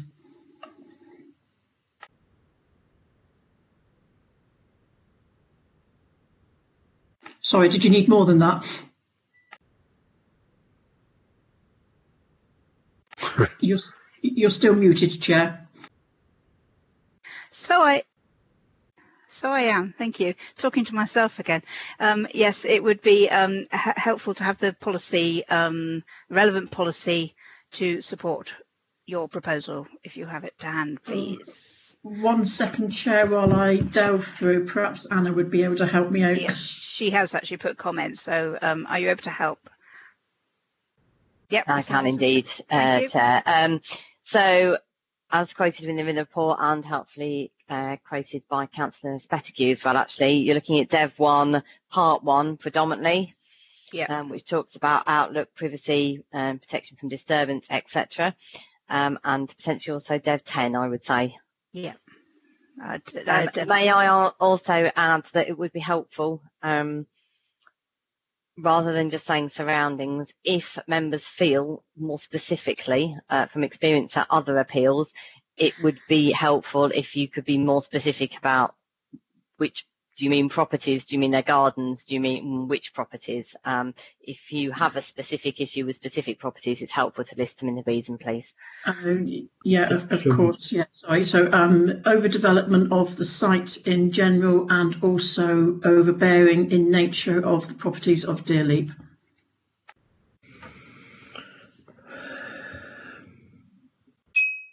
Just writing this down a minute. Chairman, I come in here actually. Yes, you can. I was just writing that down. That's why I wasn't saying anything. I'm a bit concerned. We've already got, and Miss Henderson-Smith may be able to advise on this, but I feel that we've already granted approval 2 years ago for 2 dwellings, so we cannot now say it's overdevelopment of the site. I think it has to be, the wording has to be due to the increased scale of the proposed units, which will have a detrimental impact on the character of the area, and also the amenity value of the residents in, I think it was 1112 Deerleap. Thank you, Councillor. I clearly need more caffeine. Yes. Councillor Pearce, could you read that out again? Because for the sake, for the notes, for the minutes, please. Oh, right, gosh. Well, it sounded really good. Yeah, okay. Due to the increased scale of the proposed units, it will have a detrimental impact on the character of the area, and especially to the amenity value of the residents of 11 and 12 Deerleap. Sorry, am I talking too fast? I just realised. Yeah, I'm writing it down myself, so I've got a handle on it. 10 and 12 Deerleap. I think that's the right numbers. I haven't got the plan with Deerleap on, actually. I'm sorry about that. It is 11 and 12, I think, are the closest buildings. Yeah. 11 and 12. May I comment, please, Chair? Yes, certainly. I think it might be worth also mentioning the increased proximity to the properties in Deerleap, because certainly I understand your comment about the noise. My point was that because these 2 proposed buildings are now going to be, well, were proposed to be closer, that would increase the problem of noise pollution. Light, you can put in Dev 2 Para 1 if necessary. So we've got increased scale of increased scale of proposed units. So you want to include position. And increase, sorry to interrupt, and increase proximity to properties in Deerleap or something of that nature. Increase proximity to properties in Deerleap. Okay, because what we need to do, we need to get this moved and seconded to go into debate. So I want to make sure we've actually got the wording absolutely right that people want to look at. So what we're looking at here is the proposal for the material reasons for turning down is due to the increased scale of the proposed units and the increased proximities to the properties in Deerleap, together with the detrimental impact on the character of the area, especially to the amenity, and I can't read my amenity value, I think, to the residents of 11 and 12 Deerleap. Is that essentially what you are saying between? Yeah, amenity and privacy value of the amenity Deerleap and privacy values. That encompasses my concerns very nicely. Thanks, Chair. Okie dokie. So, Councillor Pearce, did you wish to formally propose that? Yes, I'm happy to do so. I don't want to tread on Councillor Mott's toes, though, because she was the original one who she was indeed proposed it forward. I'm sorry, Councillor Mott. Yes. Well, I think fine. I'm happy to be the flip side to Councillor Pearce. So put one down and the other as the seconder. So a proposer and a seconder. Okie dokie. Members, any debate on this? Okay. Doesn't appear to be so. So again, we will go to the vote on that one. Ms. Hall, did you need to just read out exactly what the wording is so as everybody knows clearly what they're voting on rather than my scribbled notes? Yeah, okay, I will do my best. Thank you. Thank you, Chair. So the proposal is due to increased scale of proposed units together and increased proximity to properties in Deerleap, the detrimental impact of amenities and privacy values of the residents of 11 and 12 Deerleap. There was a bit more in there. There's about the character. May I, Chair? Yes, please do. Yeah.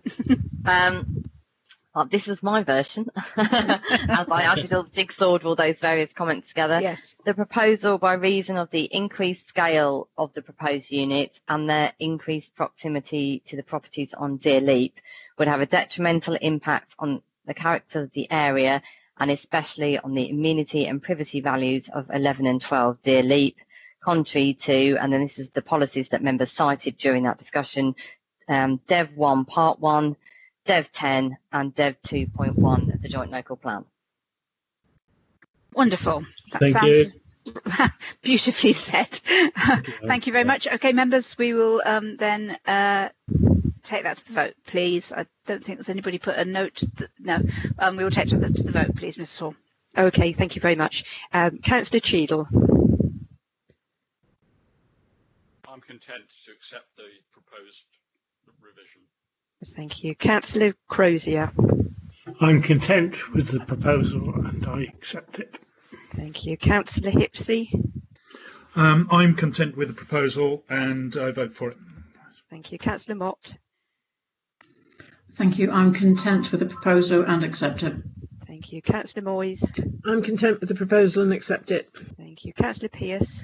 I'm content with the proposal and accept it. Thank you. Councillor Ratcliffe. Yes, I am content and accept the proposal. Thank you. Councillor Renders. Yes, I'm also content and will accept the proposal. Thank you. Councillor Vachon. I abstain from this vote. Thank you. And Councillor Yelland. 4. Thank you. So that's 9 for and 1 abstention. Thank you. And just before everybody disappears into the wide blue yonder, thinking we finished, we haven't quite. We have item 7, which is the planning appeals update. Ms. Henderson-Smith, did you wish to say anything on this? Or did you just want members to ask questions if they had any? Because I appreciate this wouldn't have been, normally, you wouldn't have been prepared for this, and it's because Ms. Weimer isn't present. So you'd need to go away to get any answers. that would be my only comment, really, Chair. I haven't got anything specific to raise in relation to item 7, but I can certainly take any questions away and come back to members. I note that, I noted that they were all lodged appeals rather than decisions. Had there been decisions, I would have obviously read up on them to feedback, but they're all lodged. But if there are any queries, I'm happy to take those questions away and either come back next time to members, or depending on what the question is, come back individually to those members raising the query. Thank you. Lovely, thank you. Does any members have any questions on the appeals? No, not on the appeal, but I just wanted to mention something else, if that's finished. Is it relevant to the agenda? Could be. Well, let me say it. There's new legislation coming in on the 1st of September about town centres. I don't know the detail of it all, but it's all to do with the A1 and all that sort of thing. Should we be having any discussion on it in the near future? Okay, we do have a session diaried in on I think it's the 8th of September, and we have a committee meeting on the 1st of September, but we have a training date scheduled in for the 8th of September. There are a few changes and things that I think we're looking to do, and I don't know if Mr. White is still here on the call anywhere. If he's still in, I am indeed, Chair. Okay. As it stands at the minute, you're dead right, Chair. The calendar of meetings has a day booked out, if you like, for member training. We've taken the liberty of having an afternoon of that day for a climate change working group meeting, but hopefully, and we're fully working the base at the moment, it'll be at least a couple of hours in the morning for a member training session, so we can pick that up, because we've got a few issues as well related, for example, around the role of members in the DM process, and a bit about the JLP as well. So when Mr. Wyman returns, we're going to put our heads together with a view to filling that morning up. Thank you, Chair. Yeah, don't book anything else on that day. I think it's going to be, because there are a few things that probably we need to be picking up on. Okay, so in that case, I formally declare the meeting closed. Thank you all very much indeed for your time. It's been a long morning, but we've got some good results. So thank you all very much indeed. Okay. Thank you, Chair. Thank you, Chair. All right. Bye bye. Many thanks, Chair. Thank you. Goodbye. Good night, everyone. Goodbye, everyone. Thank you, Chair.